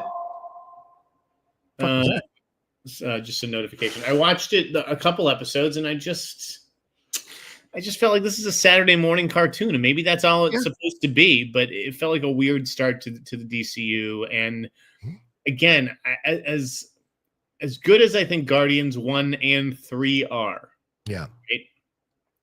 James Gunn is still James Gunn at the end of the day. He's the guy behind Slither, and he's a trauma guy, and he's got a fucking weird sense of humor, and it's gutsy call handing this entire studio over to him. I understand giving him a movie, But to have every project run through that lens and filter, I don't know. Yeah, and Joe Blow is reporting as of an hour ago that according to THR's Heat Vision newsletter, they state that the movie Superman will be doing a few days of additional shooting in Los Angeles in the near term after recent test screenings. But James Gunn said there would be no reshoots, and I don't give a fuck what you say. Additional shooting or reshoots. So, Jeff? Oh, did Gunn say something about that? No, this is what THR's Heat Vision newsletter is reporting. Right, because I saw that report. But did Gunn say? Gunn earlier had said he would not do reshoots for the movie. Said sort of, not a few days. We're doing a day and a half of pickup shots, no scenes, no reshoots, just a handful of individual shots to enhance the film. I mean, that's I buy it. Even if it was reshoots, that's normal, right? Like, no, of course, to happen on a movie of this size. So. But the reason it's news is because James Gunn said his movie wouldn't need reshoots. Superman won't need reshoots. He's saying that there aren't reshoots, that they're just doing pickups. But whether pickups, reshoots, like who's going to be on the set to verify? There's no shame in doing reshoots. Like, of course not. There isn't. Yeah, like you just want a good movie. I don't need you to hit a home run, first time at the plate. That's not the point of movie making. Right. My point is, this is the hubris. Right? This is the hubris. It's like, oh, my Superman film's not going to need any reshoots. And then, like, a couple of months later, test, well, we're going to do some pitch, we're going to do the close-ups. It's going to be that. So there's no question that it's, I think James really, really needs to pull back on social media. I know that's what sort of made him what he is, but I just cannot imagine a world in which another CEO of a studio goes on social media and says as much stuff that only digs holes for him. Like I just pointed out with the Adam B. Very stuff. Yeah. They're only giving me ammunition that I could go to Warner Brothers and be like, well, he tweeted this. Now he's saying this. Which is it? Yeah. And then all these people are like out here going like, what's the truth? What's the truth? What is, and I agree. I think you should just stay off of it. I don't know, man. Because I think he also knows there's an army of people who support him and they're going to go after anybody who dares to make any comment about James Gunn. And so I've seen some people jump up on some of my YouTube videos to call me out for pointing out things about him. And it's like, there's nothing wrong pointing that stuff out. That's kind of what we do. So, sit around and just be slavenly devoted to somebody. This doesn't make sense to me. So many levels. So anyway, let's move on. Spreezy Sports says, which Star Wars movie do you think will film next? Any chance it's Mango's Dawn of the Jedi? It would be the only one in my opinion. Jeff? I have no idea. Okay. I mean, besides Mandalorian, you're saying, I assume? Yeah. Besides Mandalorian. Yeah, I don't know. If it's any of them, I think it's going to be Mango's Dawn of the Jedi. I think all the other ones are up in the air. And by the way, who told you John Boyega was going to come back and be in a Star Wars movie? That's me, you sons of bitches. And you can look it up on the hot mic. I said it, and I bet Jeff a steak dinner over it. Is he going to? That's what a lot of people were reporting last week, that Lucasfilm has possibly started to have meetings with John Boyega about coming back. I told you he was coming back a while ago. Tristan says, what do you think is going to be the next mainstream attraction after IP sequels and reboots? I don't know, Jeff. I don't know if I can answer that one. What is going to be the next mainstream attraction? Maybe social media? Maybe like TikTok videos? Maybe those kinds of things? I think it's always going to be, nostalgia based. Nostalgia. Yeah, I could see it. I don't know. I don't know what that genre is going to be that like makes a comeback. I'm going to tell you, it's going to be AI movies. That's what I think.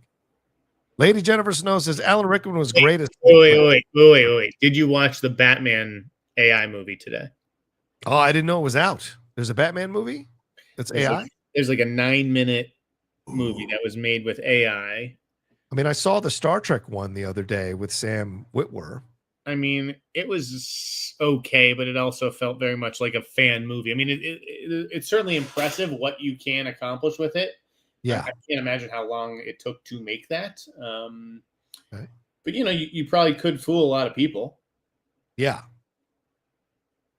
I'm gonna look this up. I'm gonna watch this later and see. Yeah, I'm gonna mention it in the newsletter tonight. So Are you gonna link to it? Yes, I'm going to link to it. If I can get a fucking newsletter out tonight, that might be difficult. Sorry. We got a lot of questions, so I'm trying to.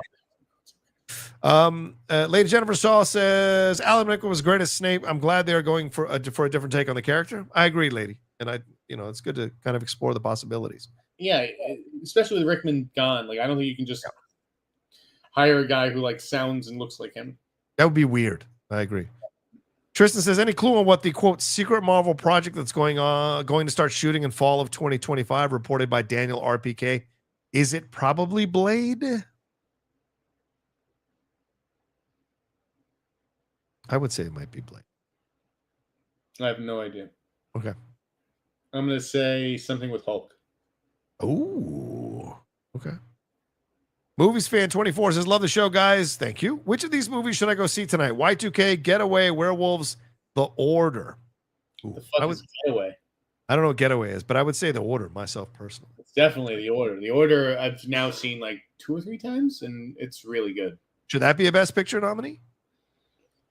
No. Okay. No. Okay. Is Nicholas Hoult better in that film or in Juror Number 2 or in Nosferatu? Have you seen Nosferatu yet? I haven't seen Nosferatu. I just asked about it again today. He's better in The Order. Okay. Kaiser So says, as Creature Commandos established Gunn's The Suicide Squad is part of his DCU going forward. True. Think eventually Margot Robbie will return as Harley Quinn? I don't think so. No. I think she should move on, and that character is in the past. Yeah. She's going to be a big producer. She doesn't need it. Buck Teeth Bandit says, hey, Jeff and John, just wondering if either of you were aware of what's going on with Batman Part 2. Any casting rumors or names floating around? I haven't heard anything. Jeff, have you heard anything? Nope, I haven't. I've heard all is quiet on the Western Front. All right, so here's... Do I have anything? I thought I had something from someone, but maybe not. No, okay, so what I had of November 11th, 2024 from one of my sources, they said the Batman Part 2 has begun casting, and Reeves is about to send out an offer for a very substantial role. Most likely the main villain. Heard the offers to a pretty big actor. Filming possibly begins in February of 2025. So take that with a grain of salt. Please do not. I'm just saying is the question. That's what I got way back. That's heard here first. Big actor playing a villain in the Batman 2. Big actor. He's an actor. You'll know he's playing a villain in the movie called Batman 2. Breaking news. Mariana Barbara. What's up, Mariana? Says Johnny Depp should come back. He is the franchise, though I wouldn't be surprised if he doesn't. Disney should have waited until after the trial to keep him or fire him. That whole situation was not handled well, in my opinion. I don't know how anybody could have handled that situation well, Jeff. That had so many moving parts, right? Yeah, what a circus. I mean, but Disney is very quick to respond in some of these cases. Yeah. Rather than just letting the legal process unfold. And I think that you're right that sort of bit him in the ass on that one. Yeah. Nerd Jen reports says, love your honesty on the show. Keep up the good work, sir. Thank you. Both of us. Thank you. King Sport Cal says, what does a Sneider Christmas look like? What does Sneider Christmas look like? Me begging my girlfriend's family to include me. No, it's Chinese food at the movies alone with the other Jews in town. What do you mean? Oh, what's that SNL Christmas Time with the Jews? It was such a great action. Goopy G says, saw Nosferatu at Beyond Fest screening and it's fine, but my least favorite Eggers film. What? Overhyped, in my opinion, shot well, but the pacing is brutal. You're insane. Goopy G.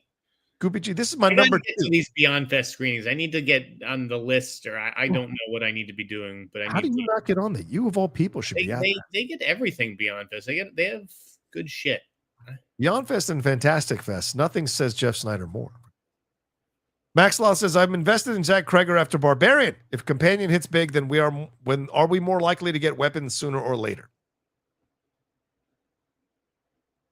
I think we talked about that possibility with Companion. I think if it hits big, you're more likely to get it sooner. Yeah. Max also says, did Jeff like Vox Lux? I watched it recently and it was a good companion film to The Brutalist. They both complement each other. I did like Vox Lux. I'm a Vox Lux fan. I think at that first scene, like the school shooting, is an amazing, like everything. The beginning is terrific with the shot during the credits and the SWAT team going in. Yeah, it'd be interesting. Max Lawson says, John, seen The Substance and The Bike Riders yet? Both could make a good movie reaction on YouTube. Well, probably The Substance, which I still have not seen, but The Bike Riders, I don't think anybody would watch that, but maybe The Substance. I gotta watch those. I got like 10, 12 films this weekend. Poisonous Plant says, I was a huge fan of Andrew Patterson's first film, Vast of Night. Heard anything about his new film with McConaughey and Kurt Russell? Yeah, I haven't heard it. It is on the most anticipated list as it was last year. I did not like The Vast of Night. I was not a fan of that movie at all, but I do like how that one sounds. The Rivals of Amaziah King. Ooh, that's a good title. Tristan says, heard anything good about Gore Verbinski's film Good Luck, Have Fun, Don't Die? I really hope he's finally free from director jail. Fun, don't die. I actually have heard one or two things about it. I heard it was good. I think it could be a fun movie. Why was he in director's jail? That fucking Dane DeHaan movie? Oh, for God's sakes. Come on. I forgot. That's nonsense. All right. Let's see here. Played Out says, little something, for the effort. Carl in Caddyshack. Yeah, absolutely. Thank you, Played Out. Love that film. Brooklyn, Rocha, ever thought about doing the show topless? No one wants to see man boobs. I've thought about you doing the show topless. It's the only way I get through this fucking show sometimes. Yeah, so you can laugh through it? No, thanks. I'm very ashamed of my body. I would never show it in public. I don't even take my shirt off at the beach. I wear a shirt. You got those weird inverted nipples, don't you? It's the third nipple that's my issue. It's not the inverted nipple. It's the third nipple. Hey, you know my motto, you can never have too many nipples. I have nipples, Greg. Can you milk me? All right, so let's hit these last few questions. We've got to get Jeff out of here. I know he's on his last legs here.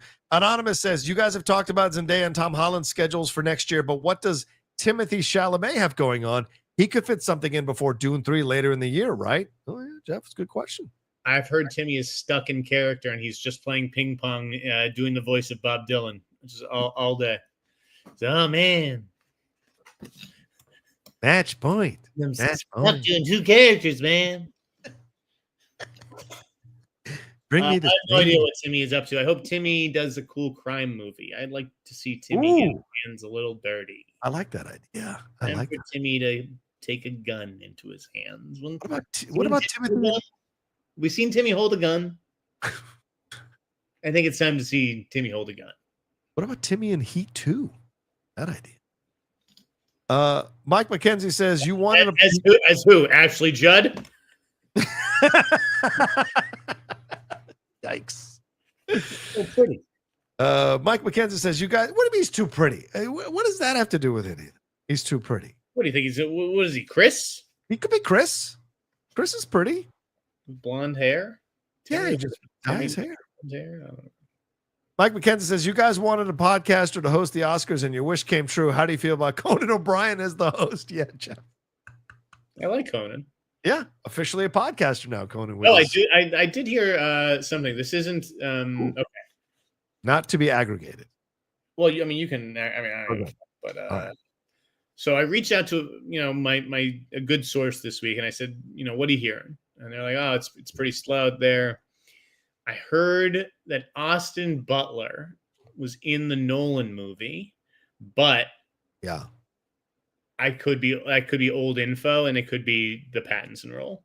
Okay. So I wonder if Butler was in the movie and had to drop out for some reason and got replaced by Pattinson. I don't think it's like Pattinson actually has to drop out. Well, I mean, if Pattinson drops out, I guess you heard it here first that Butler would come in to replace him. But I have a feeling it was Butler, and then he got maybe kicked aside by Pattinson. Okay. That's just the vibe that I got from talking to that source. So. But I thought that was interesting. Like, Butler being on Nolan's radar, maybe all that gun training that we saw Austin Butler doing that everyone's like, oh, this is the way fucking Val Kilmer reloaded his gun and he's going to be in Heat too. Well, maybe it's for Chris Nolan. Maybe it was for Chris Nolan. I don't know. Yeah, Good point. Exclusive. Deadline is reporting that Wyatt Russell is in talks to join Steven Spielberg's next event movie. You like this idea? I love Wyatt Russell. I'm a big fan. Too. So I dig it. I dig it as well. Fred Tastic says, showing support for the hot mic. Thank you, Fred. Since studios are bringing back old IP like Beetlejuice and Roadhouse, what lesser-known 80s or 90s project is possible, and which actors' movies would be a good target to harvest? Tom Cruise has more to use, for instance. Ooh. I'm confused. What is the question? What? Since studios are bringing back old IP like Beetlejuice and Roadhouse, what lesser-known 80s or 90s projects are possible, and which actors' movies would be a good target to harvest a updated version of their movie? I guess. Mm-hmm. I mean, I think that there's a couple of obvious ones. Go ahead. I think if you were to redo any actors' like movies, go back to Mr. Jean-Claude Van Damme. I mean, that was in my head as well, for sure. Remake a bunch of those. Bloodsport, Kickboxer. Yeah. Lionheart. Yeah. I mean, you could really do an updated version of Time Cop now with AI and technology and all of that. That could be really interesting, a new version of Time Cop. Yeah. I also think, look, Keanu was in the 90s, people. They tried a Point Break. That was horrible, that remake. But Speed is out there. Quite a few projects. What about Reindeer Games? Ben Affleck. I was watching an hour of that the other day. That film was terrible. Do a version of Reindeer Games. All right, here's a good one. Jamie's piping in. All right, Jamie, what do you got? And he earned it since he wrote the most of that Johnny Depp column. Oh, good job, Jamie. He did a good job feeding me stuff for that. But Jamie thinks you get rid of all these other fucking movies that have happened since the early 90s. Okay. Go back. Okay. To a certain doctor who was having an old friend for dinner the last time we saw him. Lecter? Hannibal Lecter movie? Anthony Hopkins, Jodie Foster.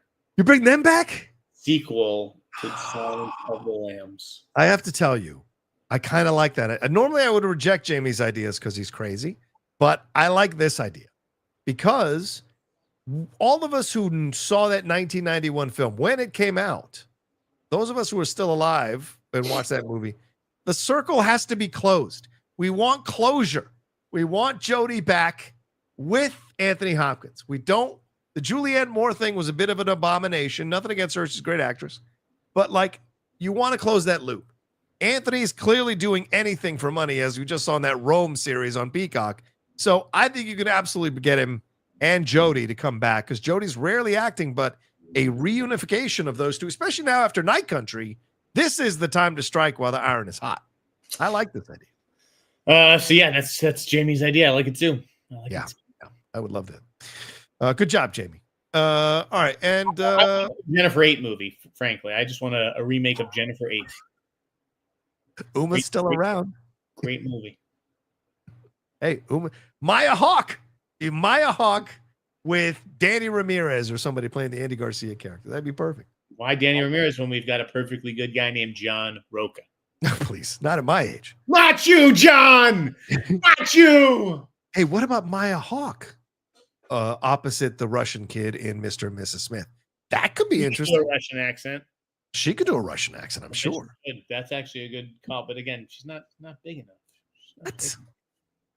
You come with Uma Thurman baggage, man. I think you're big. I need a Donald, like even stunt casting, like Charlie XCX or fucking Sabrina Carpenter or something. Olivia Rodrigo. I could see that. I need something. Taylor Swift. Alan Smith, he says, hey, John and Jeff, how do you guys feel about Conan O'Brien hosting the Oscars? I love the guy. I think it's a fantastic choice. We agree. Also, what are you guys going to be watching this weekend? Yeah, it's a good one to finish up on, Jeff. What are we watching this weekend before we wrap up the show? What are you watching? I'm finishing Day of the Jackal. Okay. I'm watching the foreign film The Girl with the Needle, if I have time. Okay. There's a couple other things. Okay. I'm going to be watching September 5. I'm going to be watching The Brutalist. I'm going to be watching A Different Man. The way to do it, John. Not the way to do it. Substance. You're gonna watch The Brutalist at home. I have a 75-inch television, Jeff. I think I can master the experience. For God, I know. I hear you. And there's 3 other films I need to watch that I can't remember right now. But I'm definitely going to watch the season finale of Lioness on Sunday. And I think that's it that we're watching right now. So we will see. How much more? What we got? I gotta get out of here. What's up? Okay. This just breaking from Marvel Update 69. Asian actress Scarlett Johansson has been cast as Dumbledore in the upcoming Harry Potter series. Put that on the table. All right, let's get out of here. Thank you all so much. Appreciate. Oh, Dead Again is a limited series. Ooh, I like that idea. Dead Again is Robin Williams one. No, yeah, the one with Kenneth Branagh and Robin Williams and Emma Thompson. That could be really interesting. I like that idea. All right, thank you guys so much for hanging out with us here on the Hot Mic. We appreciate it badly. Thanks to Jeff, who's doing it a day after he landed here in LA. Jeff, thank you very much for hanging in. Please let people know where they can subscribe to your podcast or subscribe to your newsletter. And are you doing anything? Are you back on social media or not? What's the situation? I'm back, all the way back. Okay, guys, follow me on Twitter. Subscribe to the newsletter. We're coming up on YouTube paid. Renew those subscriptions. If you need a discount, let me know. This month's holiday code is going to be Santa. Hit me up with the code name, discount code Santa, and I'll hook you up with the Hot Mic listener discount. Thank you. It should be Santa's. And make good gifts. Give out a gift subscription to a friend who might like the newsletter, guys. There you go. Santa's Christmas balls. That should be the code word. Follow me at The Rocha Says on Twitter, Instagram, and TikTok. Please remember to subscribe to the channel down below. Hit the bell button. And look, leave your comments about all the stuff we talked about. Want to hear from you guys. Leave your comments. Leave your 2 cents. Keep it civil. I'll delete your comment if you don't. But please keep it civil and give us your points of views on all of it. Disagree with us all you like. Just have some good reasoning so we can listen to it and have a back and forth. Thank you guys so much for hanging out with us. Please enjoy the rest of your weekend, and we'll talk to you next time with another brand new episode here of the Hot Mic. Peace.